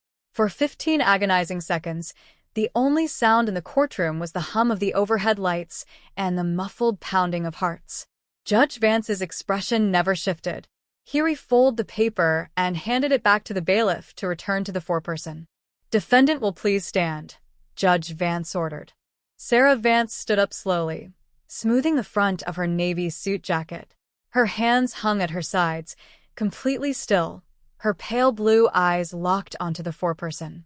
In the matter of the state of Ohio versus Sarah Vance, the foreperson read, her voice steady and clear, echoing into every corner of the silent room.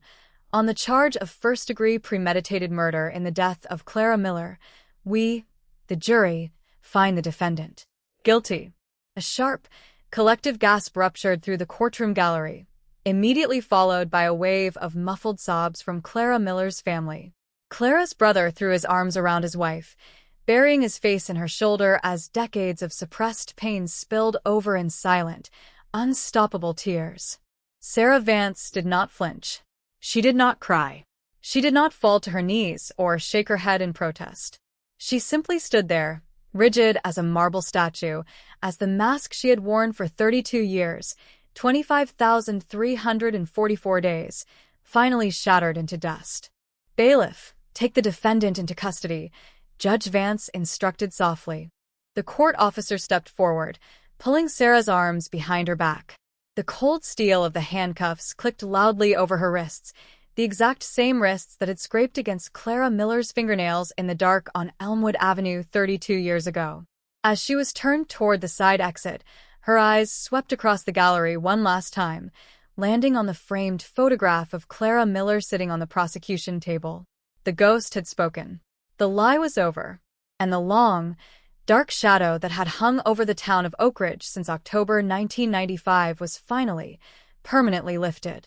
The gavel's final crack resonated off the mahogany paneling of courtroom 3B, sounding less like a judicial signal and more like the dropping of an iron curtain on a 32-year performance. For 3 decades, the town of Oak Ridge had been held captive by an invisible threat of fear, a lingering paranoia that a nameless, faceless, violent predator was still roaming the quiet, tree-lined streets of Ohio.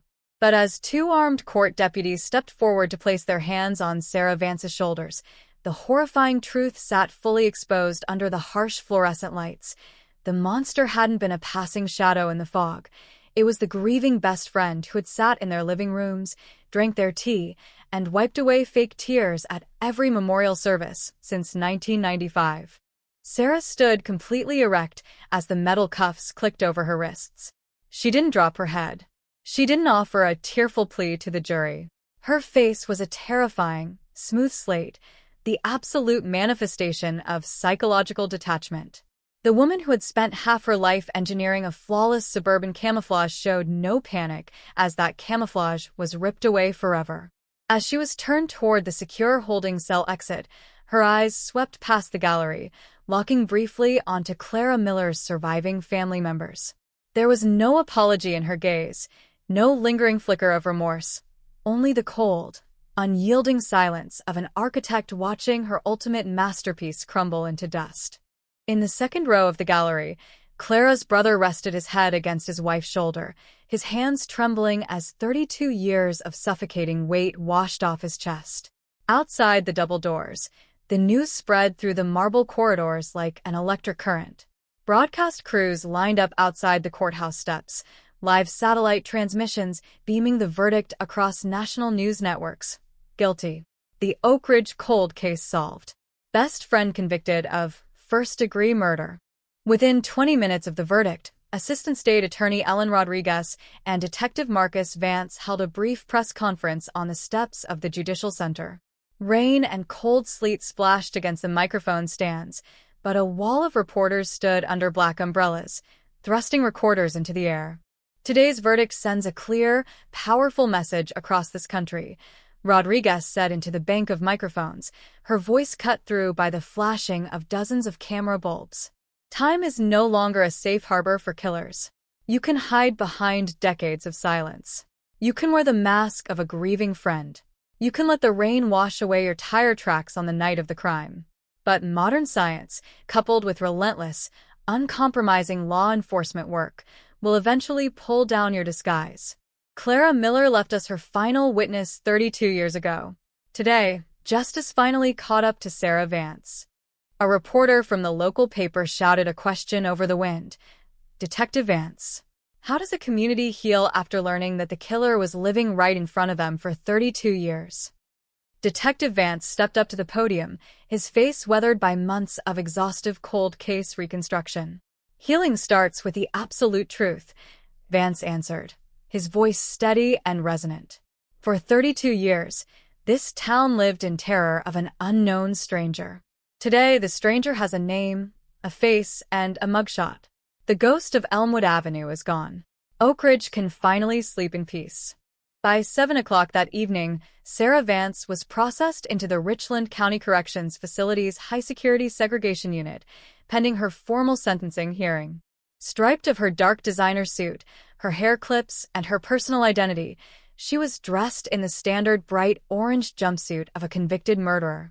Her temporary home was now a 8 by 10-foot concrete cell equipped with a stainless steel sink, a narrow cot, and a reinforced steel door with a small observation window. The transition from a respected suburban accountant living in a manicured 4-bedroom home to a convicted killer awaiting a life sentence would break most human beings. But according to jail log entries recorded by corrections officers that night, Sarah Vance did not cry. She ate her meager evening meal in silence, folded her blanket neatly across the cot, and sat with her back resting against the cold cinder-block wall, staring at the fluorescent light strip on the ceiling until lights out was announced at 10 p.m. Meanwhile, back on Elmwood Avenue, a spontaneous gathering began to take shape in front of the house where Clara Miller had spent her last moments. Neighbors who had lived on the block since 1995 walked through the cold autumn sleet, carrying candles, framed photographs, and bouquets of fresh, white lilies. They placed the memorial items near the edge of the lawn, the very spot where 32 years ago, Sarah Vance had stood weeping for the television cameras. As the rain turned into a soft, quiet snow, a local minister led the crowd in a silent prayer. There were no loud speeches, no angry chants, only the collective release of a neighborhood that had carried an unspoken nightmare for a generation. The porch lights along Elmwood Avenue flickered on one by one, casting a warm, golden glow across the wet pavement. The story that began on a rain-soaked Thursday night in October 1995, a night defined by violent intrusion, deep betrayal, and 3 decades of deceptive silence, had reached its ultimate, unassailable conclusion. The physical evidence had spoken, The jury had delivered its judgment, and the terrifying illusion that had held an entire city hostage was broken forever. The legal process would march forward toward formal sentencing, but for the people of Oak Ridge, the dark chapter was permanently closed, replaced by the permanent, unyielding light of truth and justice. The cold November winds of late autumn 2027 swept violently through the brick alleyways and open courtyards of Oak Ridge, swirling fallen maple leaves into tight, rustling eddies along the pavement. Inside the Richland County Judicial Center, the final chapter of the legal process was ready to be sealed into state history. The sentencing hearing of Sarah Vance had drawn an even larger audience than the trial itself. Extra security officers lined the perimeter of courtroom 3B, their hands resting on their utility belts as a hushed, suffocating stillness fell over the packed pews. The media cameras mounted high on the oak paneling blinked with steady red recording lights, broadcasting live to millions of households across the Midwest and beyond. At precisely 10 o'clock, the side door of the courtroom opened, and Sarah Vance was ushered inside by two armed corrections officers. Dressed in a bright Orange County inmate jumpsuit, her hands secured at her waist with a heavy belly chain and her ankles bound by steel shackles that clinked softly against the polished floor with every step, the former suburban accountant looked entirely stripped of her worldly armor. Yet, as she was guided to the defense table beside her legal team, her posture remained unbendingly erect, her face frozen in that same terrifying, unreadable slate that had characterized her throughout the entire proceedings. She looked straight ahead, avoiding the gazes of former neighbors, friends, and news reporters who had once believed her every tear. Judge Harold Vance cleared his throat, the sound echoing through the public address speakers as he surveyed the courtroom. "We are here today for the formal sentencing in the case of the state of Ohio versus Sarah Vance," Judge Vance announced, his voice solemn and devoid of emotion. Before the court pronounces judgment, the prosecution has requested permission to allow victim impact statements from the family of Clara Miller. Assistant State Attorney Ellen Rodriguez stood up, gesturing toward the front row of the gallery. The state calls Arthur Miller, brother of Clara Miller, to deliver a statement on behalf of the family.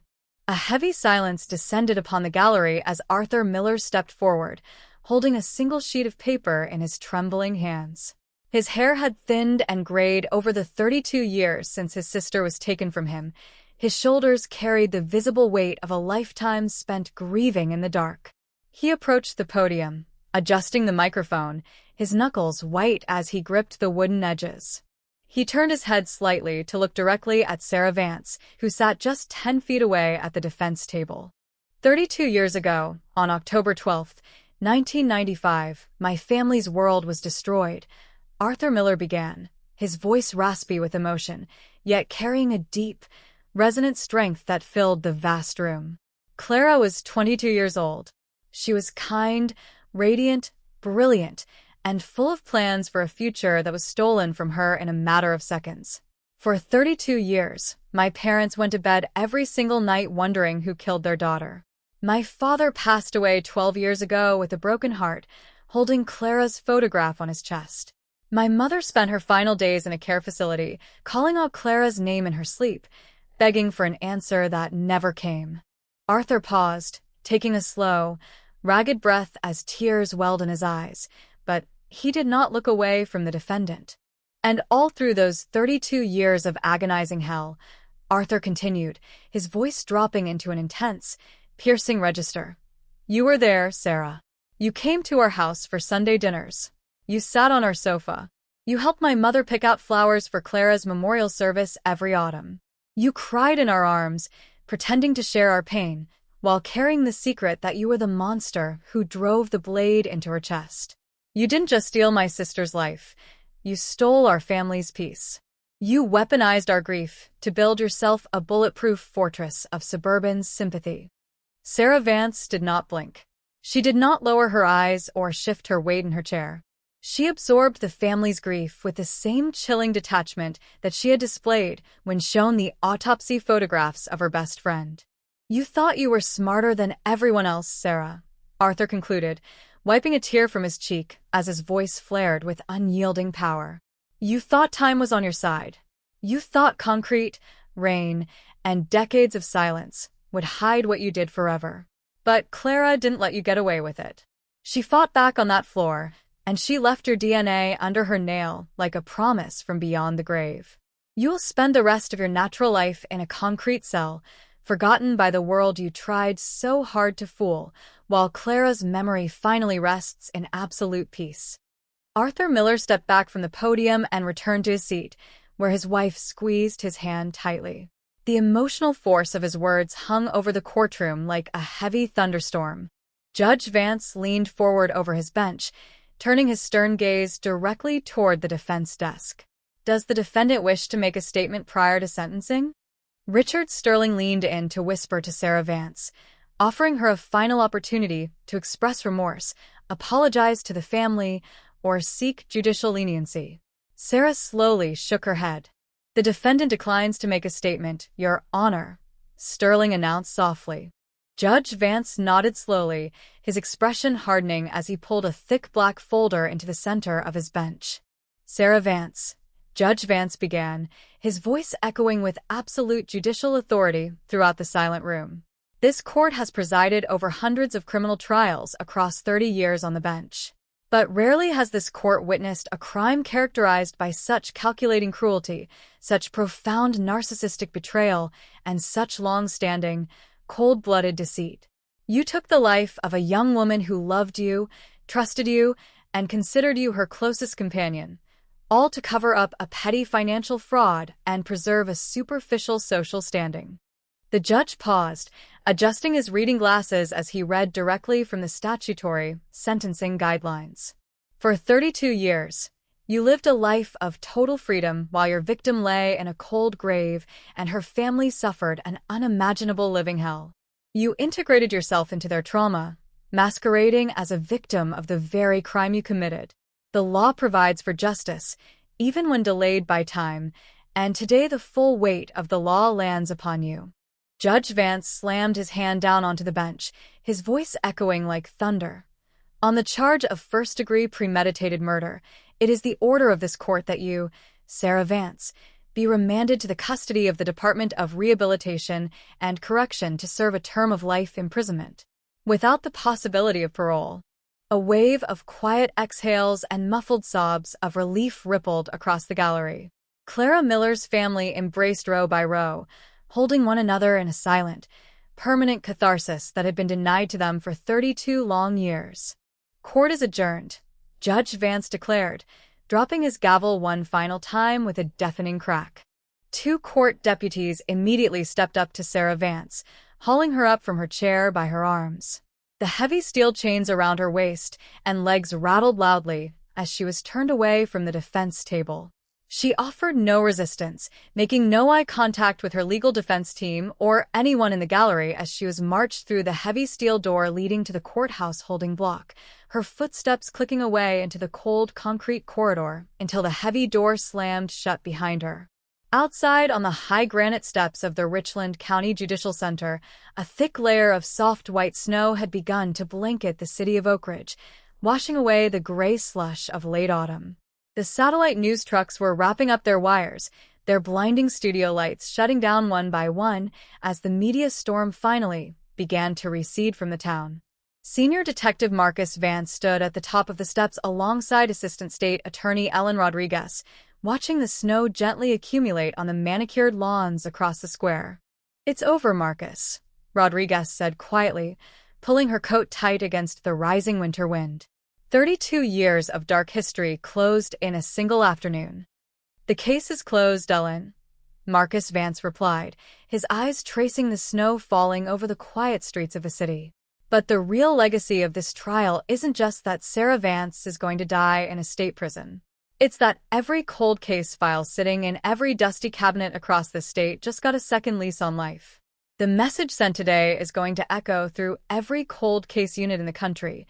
Science is coming, time is running out, and no lie lasts forever.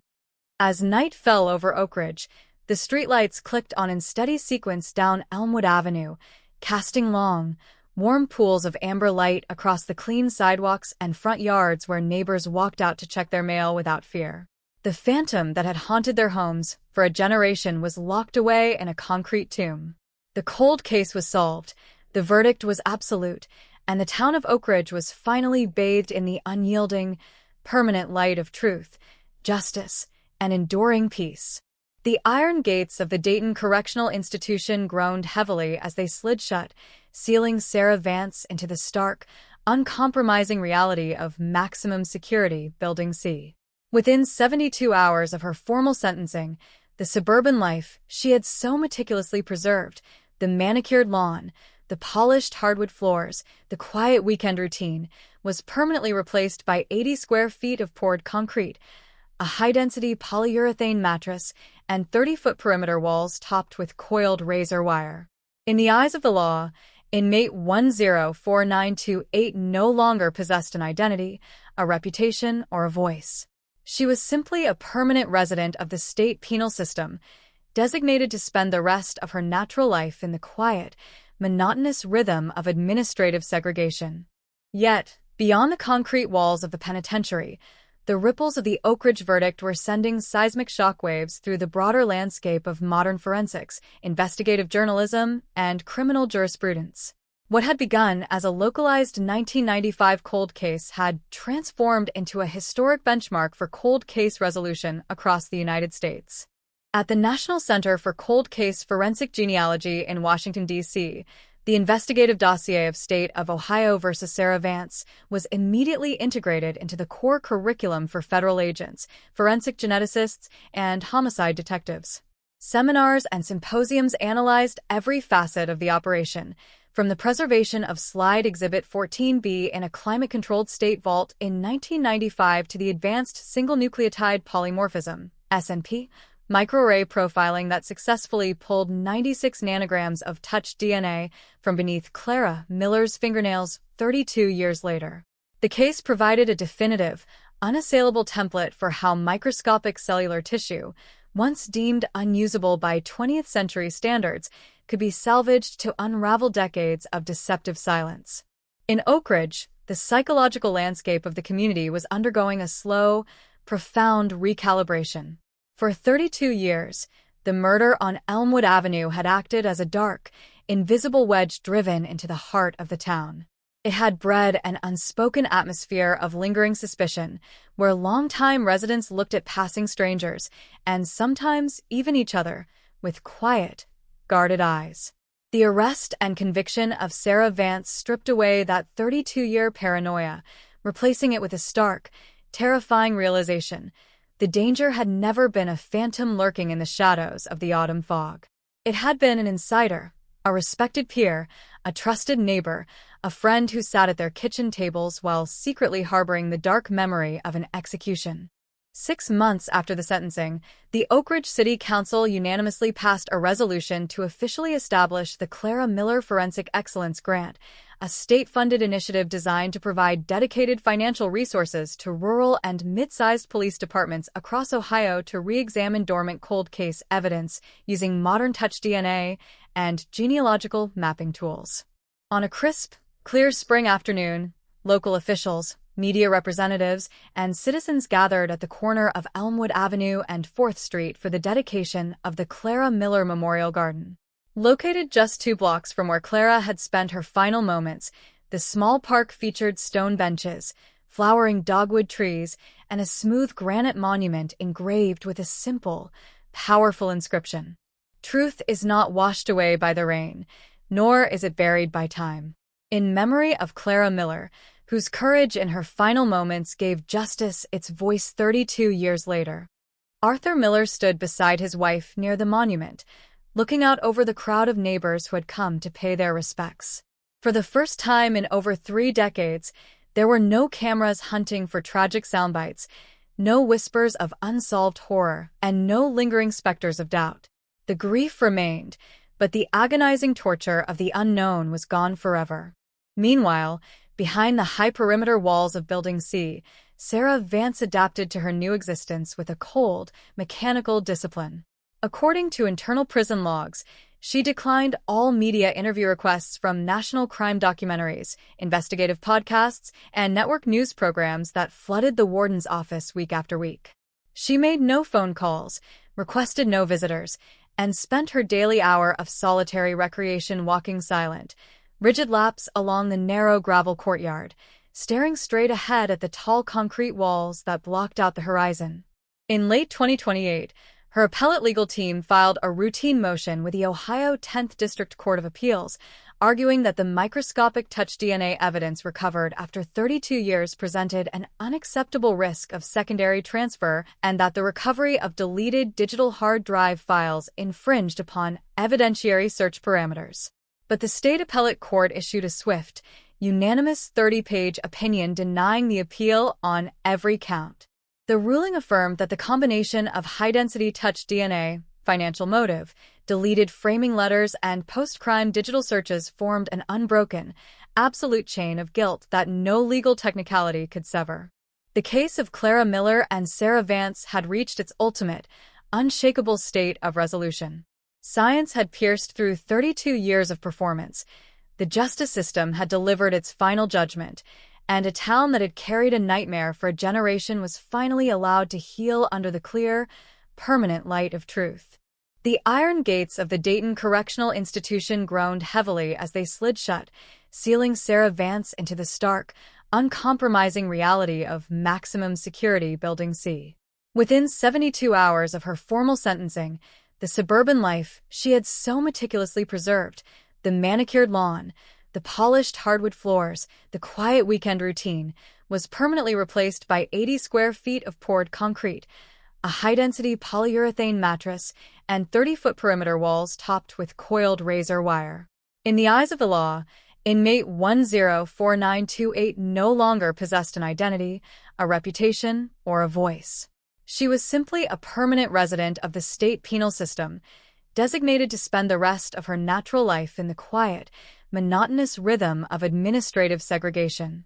Yet, beyond the concrete walls of the penitentiary, the ripples of the Oak Ridge verdict were sending seismic shockwaves through the broader landscape of modern forensics, investigative journalism, and criminal jurisprudence.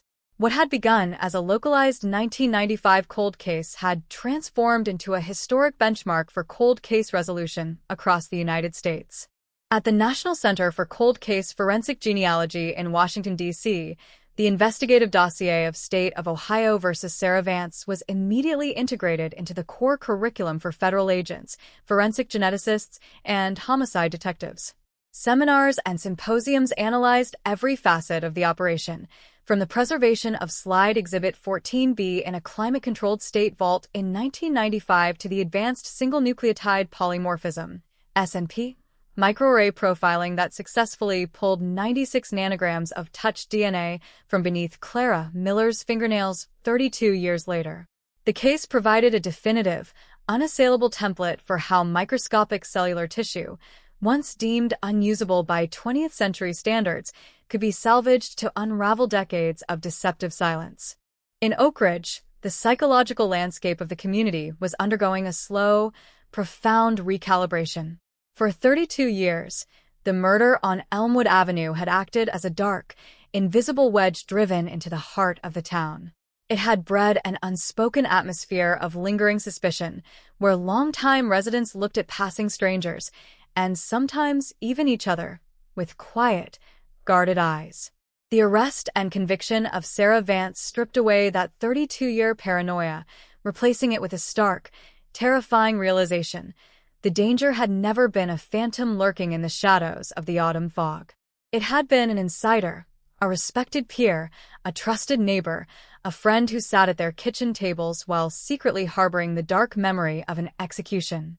6 months after the sentencing, the Oak Ridge City Council unanimously passed a resolution to officially establish the Clara Miller Forensic Excellence Grant, a state-funded initiative designed to provide dedicated financial resources to rural and mid-sized police departments across Ohio to re-examine dormant cold case evidence using modern touch DNA and genealogical mapping tools.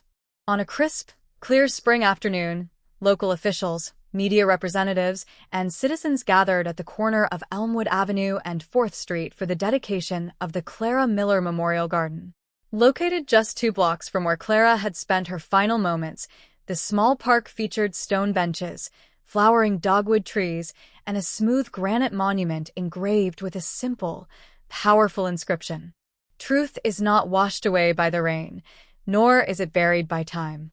In memory of Clara Miller, whose courage in her final moments gave justice its voice 32 years later. Arthur Miller stood beside his wife near the monument, looking out over the crowd of neighbors who had come to pay their respects. For the first time in over 3 decades, there were no cameras hunting for tragic soundbites, no whispers of unsolved horror, and no lingering specters of doubt. The grief remained, but the agonizing torture of the unknown was gone forever. Meanwhile, behind the high perimeter walls of Building C, Sarah Vance adapted to her new existence with a cold, mechanical discipline. According to internal prison logs, she declined all media interview requests from national crime documentaries, investigative podcasts, and network news programs that flooded the warden's office week after week. She made no phone calls, requested no visitors, and spent her daily hour of solitary recreation walking silent, rigid laps along the narrow gravel courtyard, staring straight ahead at the tall concrete walls that blocked out the horizon. In late 2028, her appellate legal team filed a routine motion with the Ohio 10th District Court of Appeals, arguing that the microscopic touch DNA evidence recovered after 32 years presented an unacceptable risk of secondary transfer and that the recovery of deleted digital hard drive files infringed upon evidentiary search parameters. But the state appellate court issued a swift, unanimous 30-page opinion denying the appeal on every count. The ruling affirmed that the combination of high-density touch DNA, financial motive, deleted framing letters, and post-crime digital searches formed an unbroken, absolute chain of guilt that no legal technicality could sever. The case of Clara Miller and Sarah Vance had reached its ultimate, unshakable state of resolution. Science had pierced through 32 years of performance. The justice system had delivered its final judgment, and a town that had carried a nightmare for a generation was finally allowed to heal under the clear, permanent light of truth. The quiet hum of the air circulation system inside Cell Block 4 of the Dayton Correctional Institution ran continuously, a low, mechanical drone that served as the heartbeat of maximum security Building C. It was a sound that never changed, regardless of whether it was midday or 3 in the morning, creating a timeless, featureless reality for those confined within its concrete envelope. For inmate 104928, the passage of seasons was marked only by the shifting angle of rectangular light that sliced through the 4-inch-wide slit window high on her cell wall each afternoon. Sarah Vance sat at her small, bolted-down metal desk, her hands folded neatly over a blank sheet of institutional paper. Stripped of the elegant tailoring, hairstyling, and subtle cosmetics that had defined her public persona for 32 years, her face had shrunk into sharp, hollow angles. Her graying hair was tied back in an austere, tight knot. To the guards who passed her cell on routine head counts every 45 minutes, she was a model inmate, silent, compliant, and entirely motionless. She made no demands, lodged no grievances, and never engaged in the volatile shouting matches that periodically erupted down the Tier 2 corridor. Yet, this quiet obedience was not a sign of newfound remorse or spiritual surrender. It was simply the ultimate adaptation of a master calculator. Sarah had realized early in her incarceration that survival in an iron and concrete ecosystem required the exact same strategy she had employed on Elmwood Avenue in 1995. Total emotional invisibility, flawless self-control, and absolute adherence to an engineered routine. She cleaned her cell until the stainless steel fixtures gleamed, organized her state-issued clothing with mathematical precision, and read through administrative law manuals in the law library during her allotted study hours. Beyond the perimeter walls, however, the story she had spent half her life trying to suppress had taken on a life of its own, becoming a permanent cultural case study in the annals of modern American criminology. In the academic halls of forensic science programs across the globe, the Miller-Vance case was officially codified as the definitive turning point in the practical application of low-template touch DNA profiling and forensic genetic genealogy. Textbooks updated their chapters on cold case methodologies, using the 1995 slide Exhibit 14B as the golden standard for sample preservation and subungual cell extraction. The case proved to the global forensic community that microscopic cellular material, once dismissed as useless background noise or environmental contamination, could survive 3 decades of storage to yield an unassailable genetic signature under modern single nucleotide polymorphism mapping. For law enforcement agencies nationwide, the successful prosecution of Sarah Vance triggered a sweeping, systematic audit of dormant cold case vaults. Cold case units from Chicago to Atlanta pulled dusty cardboard evidence boxes from storage facilities, reevaluating decades-old fingernail clippings, clothing fibers, and weapon handles with new, ultra-sensitive touch DNA recovery protocols. The message carved out by the Richland County prosecution was loud and absolute. Time was no longer an ally for the guilty. A murderer who had successfully evaded detection for 20, 30, or 40 years could no longer rest comfortably behind the barrier of passing decades. The biological clock of physical evidence was ticking, and science was systematically dismantling every cold case buffer in existence. In Oak Ridge, Ohio, the physical scars of the past were slowly, deliberately being transformed into spaces of quiet reflection and permanent renewal. On Elmwood Avenue, the small single-story house where Clara Miller had taken her final breath in the autumn of 1995 was purchased by a local nonprofit preservation foundation. Rather than allowing the structure to stand as a morbid tourist attraction for true crime enthusiasts or letting it deteriorate into a blight on the neighborhood, the foundation carefully dismantled the building. In its place, they constructed a peaceful community garden, planting rows of perennial white roses, lavender, and shade trees surrounding a stone fountain. The house was gone, the blood-stained hardwood floors were gone, and the dark shadow that had hung over the property for 32 years was replaced by the rustle of leaves and the soft trickle of clear water.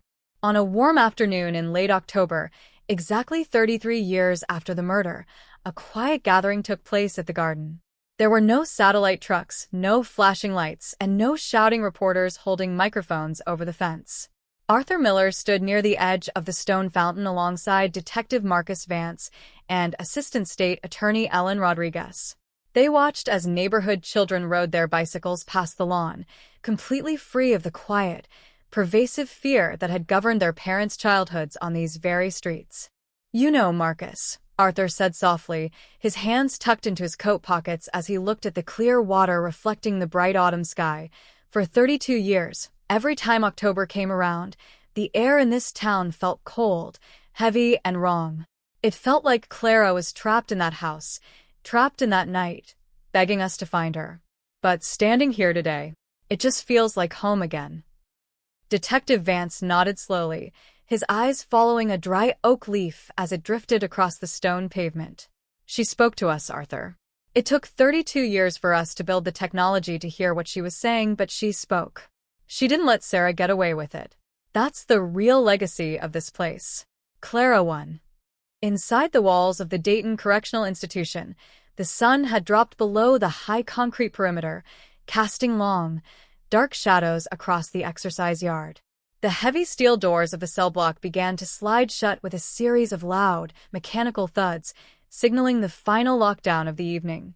Sarah Vance sat on her narrow cot as the lock on cell 114 clicked into place with an echoing, metallic finality. She pulled her state-issued blanket over her knees, resting her head against the cold, cinder-block wall behind her. On the small shelf above her desk sat no personal photographs, no letters from the outside world, and no mementos of the suburban life she had sacrificed everything to protect. She closed her eyes as the night lights flickered on down the corridor, illuminating the quiet, featureless box that would frame every remaining day of her existence. The suburban reputation she had committed murder to preserve was gone, replaced by a permanent public record of betrayal and narcissism. The clean, quiet life she had built on top of Clara's grave had dissolved into an 80-square-foot cell. In the ultimate irony of fate, Sarah Vance had spent 32 years attempting to construct the perfect lie, only to find that the truth she left beneath Clara Miller's fingernails on that rain-soaked night in 1995 was the only thing that would endure forever.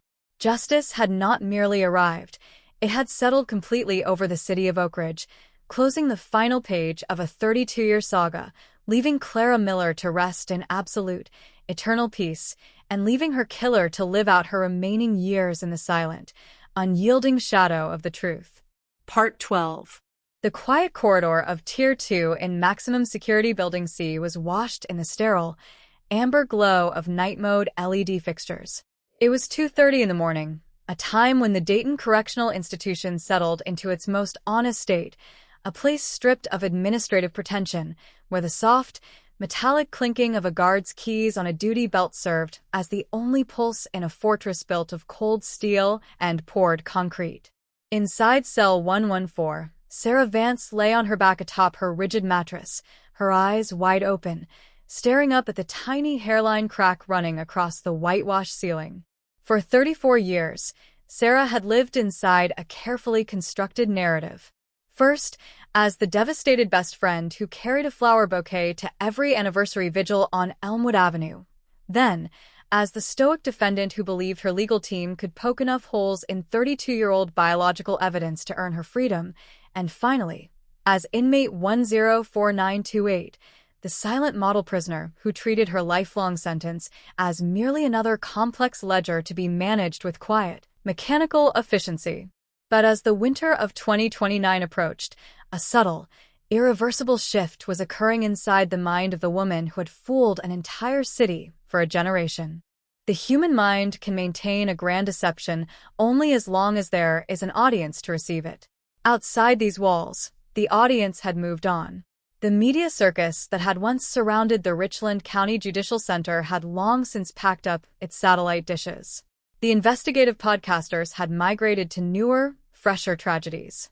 The town of Oak Ridge had closed its wounds, replacing the physical memory of Clara Miller's murder with a flowering community garden where children played without knowing the name Sarah Vance.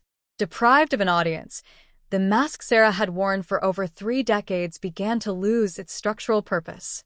The performance was over, leaving behind only the cold, unvarnished reality of what she had done, why she had done it, and where she was destined to die. At 6 o'clock sharp, the cell door unlocked with a heavy, pneumatic thud. Sarah swung her legs over the side of the cot, her slippers touching the cold concrete floor. She went through her morning ritual with her usual precision, folding her thin wool blanket into sharp 45-degree corners, smoothing the wrinkles from her orange jumpsuit, and washing her face in the stainless steel combination sink and toilet. But as she looked into the small, polished metal mirror bolted above the basin, a mirror designed without glass so inmates could not shatter it into weapons, she did not see the sharp, calculating suburban accountant who had managed university funds and carefully planned an alibi in the autumn of 1995.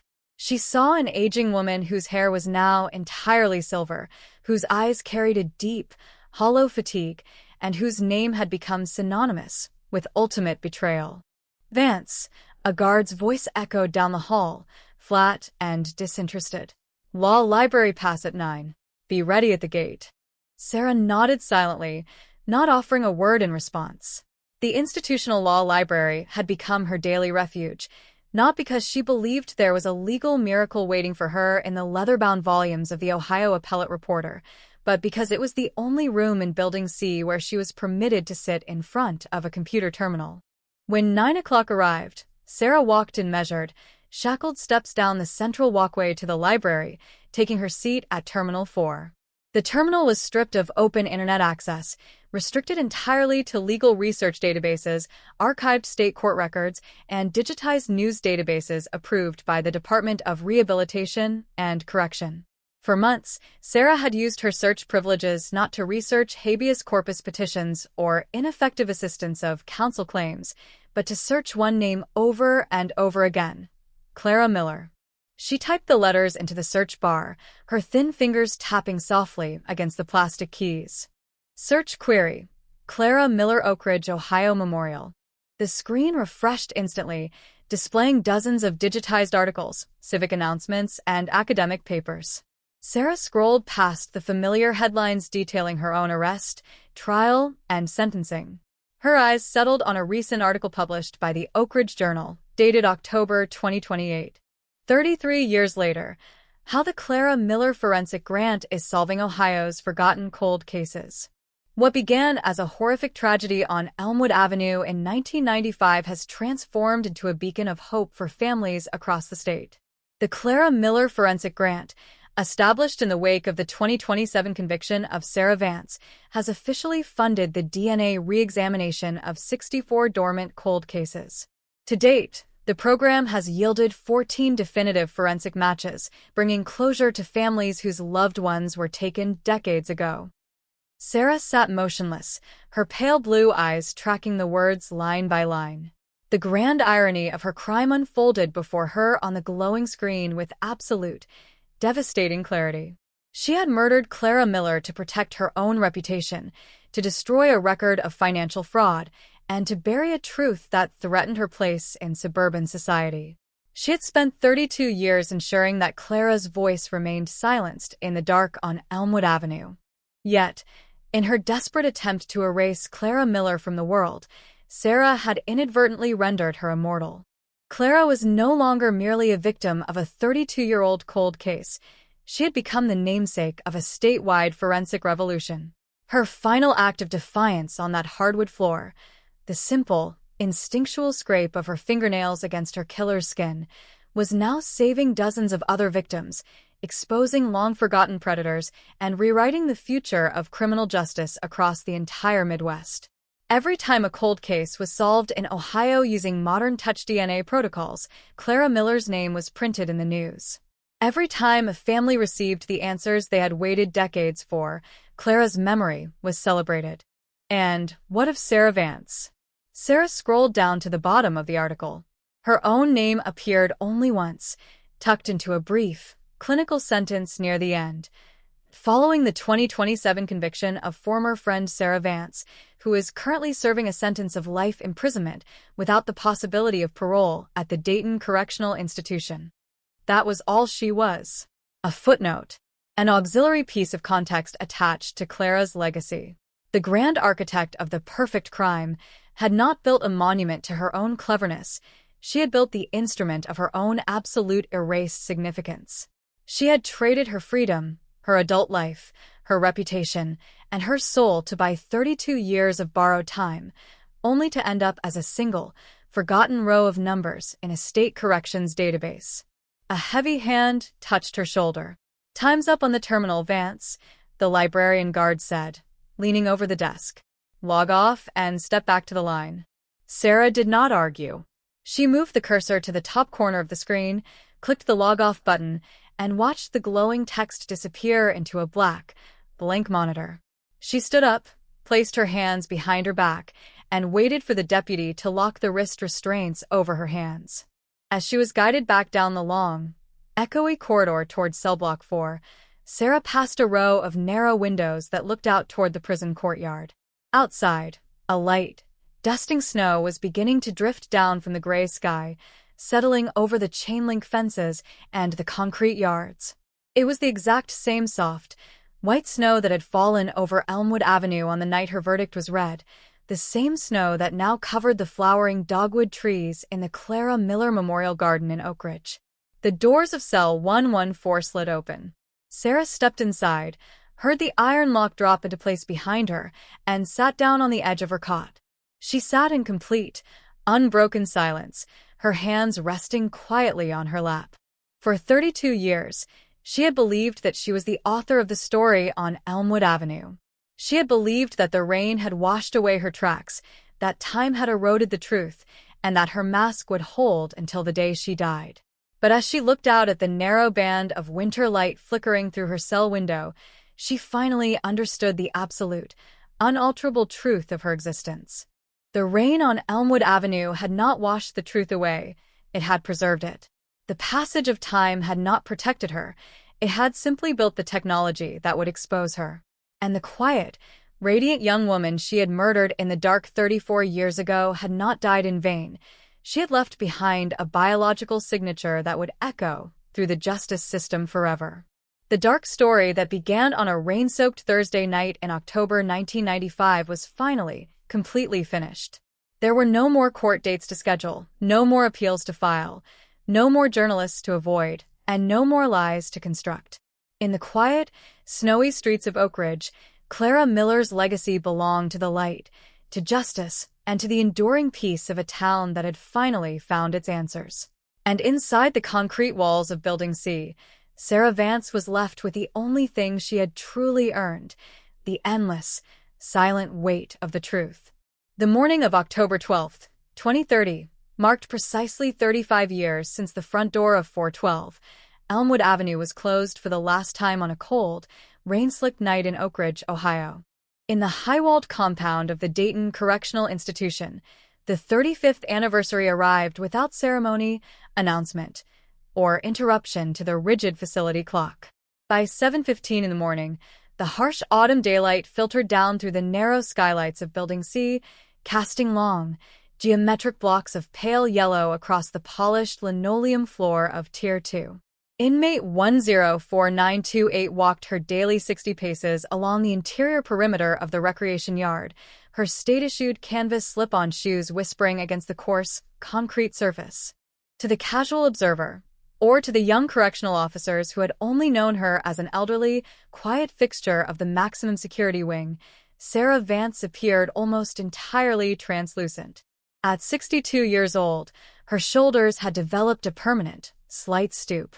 Her hair, once meticulously styled in the suburban salons of Richland County, hung in a thin, stark silver braid down her back. Her hands, which 35 years earlier had gripped an tire iron with lethal force, were now lined with fragile blue veins and weathered skin. Yet, despite the visible erosion of time and imprisonment, the psychological machinery inside Sarah Vance remained stubbornly, relentlessly active. She had long since abandoned any hope of legal salvation. The Ohio Supreme Court had twice rejected her extraordinary petitions for post-conviction relief, citing the overwhelming weight of the Touch DNA match and her corroborated digital footprints. But where hope died, an intense, quiet obsession took its place, the absolute management of her own internal narrative. Every evening between 7 and 8 o'clock, during the designated silent hour before final cell lock, Sarah sat at her small metal desk with a black ballpoint pen and a lined notepad provided by the prison library. Over 3 years, she had filled 12 thick yellow legal pads with fine, tiny script, not an admission of guilt, not a tearful letter of apology to Clara Miller's family, and not a confession to be released after her death. It was a painstaking, line-by-line deconstruction of every piece of evidence presented against her at trial. In her mind, Sarah was still auditing the case. She wrote detailed treatises questioning the amplification cycles of the single nucleotide polymorphism microarray equipment used by Dr. Thorne. She drew intricate diagrams analyzing the air currents inside Elmwood Avenue in 1995 to argue that Touch DNA could have migrated across 3 rooms via domestic draft. She recalculated the probability figures of secondary cellular transfer, attempting to prove on paper what her high-priced legal team could never prove to 12 jurors in a court of law. This was Sarah Vance's final, desperate fortress. Unable to alter her physical reality or convince the world of her innocence, she had retreated into an elaborate intellectual delusion where she was not a cold-blooded killer serving life for financial fraud, but a misunderstood victim of flawed science and emotional public hysteria. To admit to herself, even for a fraction of a second, that she had murdered her best friend for $4,800 would be to invite the complete, terrifying annihilation of her identity. And so, she wrote, analyzed, and audited, burying the truth under mountains of technical jargon until the lights went out on the cell block tier. 120 miles to the northeast, in the quiet, tree-lined residential district of Oak Ridge, October 12th carried a vastly different resonance. The Clara Miller Memorial Garden at the corner of Elmwood Avenue and 4th Street was bathed in the crisp, golden light of mid-autumn. The dogwood trees that had been planted during the park's dedication 4 years earlier had grown thick and tall, their deep red leaves fluttering gently down onto the stone paths. The sound of wet rain on asphalt, the haunting audio signature that had terrified 3 generations of Oak Ridge residents, no longer evoked images of a phantom killer lurking in the alleyways.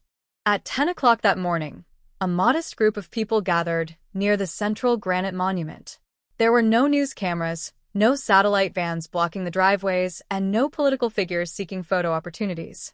It was an intimate gathering of those whose lives had been permanently reshaped by the events of 1995. Arthur Miller stood near the fountain, holding the hand of his teenage granddaughter, Clara, named in honor of the aunt she had only ever known through framed photographs and family stories. Beside them stood retired Detective Marcus Vance, his coat collar turned up against the chilly autumn wind, his hair now completely white, but his eyes retaining the sharp, perceptive clarity that had ultimately unraveled 32 years of suburban deception. "I used to hate this day, Marcus," Arthur said softly, watching his granddaughter lean down to place a single white rose at the base of the stone monument. "For 32 years, October 12th felt like a wall that I had to climb over every single year. It brought back the smell of the damp carpet, the flashing red police lights, the sound of my mother crying in the hallway, and worst of all, the sight of Sarah sitting on our porch, holding our hands while hiding the knife behind her back." Marcus Vance looked at the granite engraving, where Clara Miller's name gleamed under the morning sun. "And today?" he asked quietly. Arthur took a deep, clear breath of the autumn air, a soft, genuine smile appearing on his face for the first time in decades. "Today, it just feels like October. It feels like autumn. The horror is gone, Marcus. The lie is gone. Sarah took away 32 years of our peace, but she couldn't take away the truth.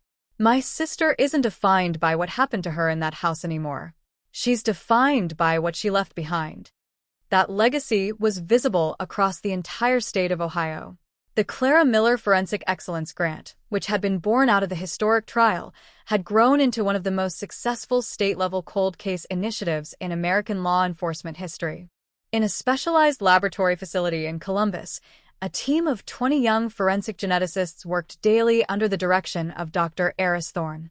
Utilizing the exact touch DNA extraction protocols and genealogical mapping algorithms perfected during the investigation of Clara's case, the unit had systematically reanalyzed over 120 dormant homicide and sexual assault files from the late 20th century. By the autumn of 2030, the unit had officially produced 82 definitive forensic identifications, leading to 47 arrests and convictions across Ohio, Indiana, and Pennsylvania. Old evidence boxes that had gathered dust in basement lockers since the 1970s and 1980s were yielding microscopic secrets. Violent offenders who had lived decades of comfortable, undetected retirement were being confronted at their front doors by state investigators carrying arrest warrants backed by unassailable genetic proof. The message that resonated through the law enforcement community was singular and unshakable. The murder of Clara Miller had not merely solved a single crime, it had opened a permanent, unsealable portal of accountability across the entire criminal justice system. The microscopic skin cells that Clara had trapped beneath her fingernails on October 12, 1995, had become the catalyst for a national revolution in forensic science. As afternoon shifted into dusk in Dayton, the guards on Tier 2 conducted the 5 o'clock meal count. Inmate 104928 stepped up to the narrow observation window of cell 114, holding her plastic identification card against the glass as required by facility rules. The young officer checked the face on the card against the white-haired woman standing inside, pressed a button on his digital tablet, and moved on to cell 115 without making eye contact. Inside the cell, Sarah turned back to her metal desk. The evening meal tray, a compartmented plastic tray containing steamed vegetables, meatloaf, and a small carton of milk, sat untouched beside her yellow legal pad. She picked up her ballpoint pen, her hand trembling slightly from the early onset of joint arthritis, and resumed writing on page 48 of her latest notebook.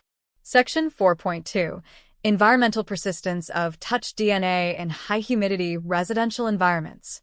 It remains scientifically unproven whether microdermal shedding from casual social contact in October 1995 could maintain structural integrity beneath an organic keratin barrier for a period exceeding 30 years without significant enzymatic degradation.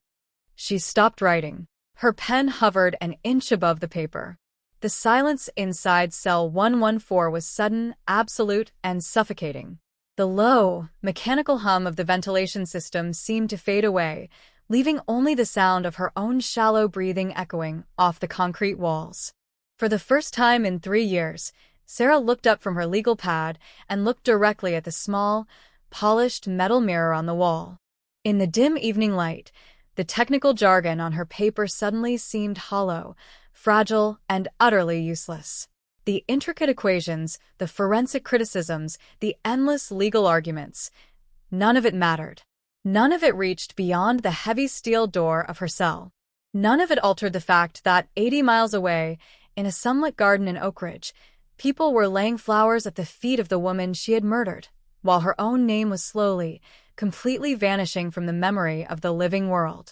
A sharp, cold realization pierced through the thick layer of intellectual denial she had spent decades constructing. She had spent 35 years running from the night of October 12, 1995. She had lied to the police, lied to the media, lied to Clara's grieving parents, lied to a trial jury, and lied to herself in the quiet hours of every night. But here, in the dead center of a concrete tomb, surrounded by the physical reality of her permanent life sentence, the lie ran out of space to move. The pen slipped from her stiff fingers, rolling across the desk and falling onto the concrete floor with a soft, plastic click. Sarah Vance sat entirely still in the darkening cell. She did not pick up the pen. She did not turn on the small overhead reading light. She simply sat in the quiet shadow of the room, her hands resting flat against the steel surface of the desk, forced at long last to occupy the absolute, inescapable silence of her own guilt. Outside the high perimeter walls of the Dayton Correctional Institution, the autumn night settled fully over the state of Ohio. The wind swept through the tall oak trees lining Elmwood Avenue in Oak Ridge, blowing dry red leaves across the clean, open pavement of 4th Street. The streetlights flickered on in a warm, steady line, illuminating a city that was no longer afraid of the dark, no longer haunted by the past, and forever anchored in the clear, unyielding, and permanent light of justice. Part 14. The harsh winter of 2032 settled early over Richland County, turning the rolling hills surrounding Oak Ridge into a stark landscape of frozen black oaks and blinding white fields. Inside the low-slung, red-brick perimeter of the Richland County Archives building, a quiet municipal repository located 5 miles south of the city center, the air smelled of old paper, cold stone, and preserved leather. Assistant Archivist Elena Rostova stood in aisles 14B, pulling down a thick, gray archival box labeled Case File 95 to 1012, Miller, Clara, Evidentiary Surplus, and Closed Court Exhibits. Unlike the high-tech laboratories in Columbus or the maximum security cell blocks in Dayton, this room was a graveyard of cold facts. Here sat the physical remainders of the 1995 murder, not the touch DNA genetic profiles stored in cloud servers, nor the high-definition video recordings of the 2027 trial, but the tangible artifacts of an era before digital algorithms took over the justice system. Inside the box lay preserved property receipts, typed police logbooks with yellowed margins, cassette tapes of 1995 landline interviews, and the original, physical crime scene diagrams drafted by hand on graph paper by long-retired patrol officers.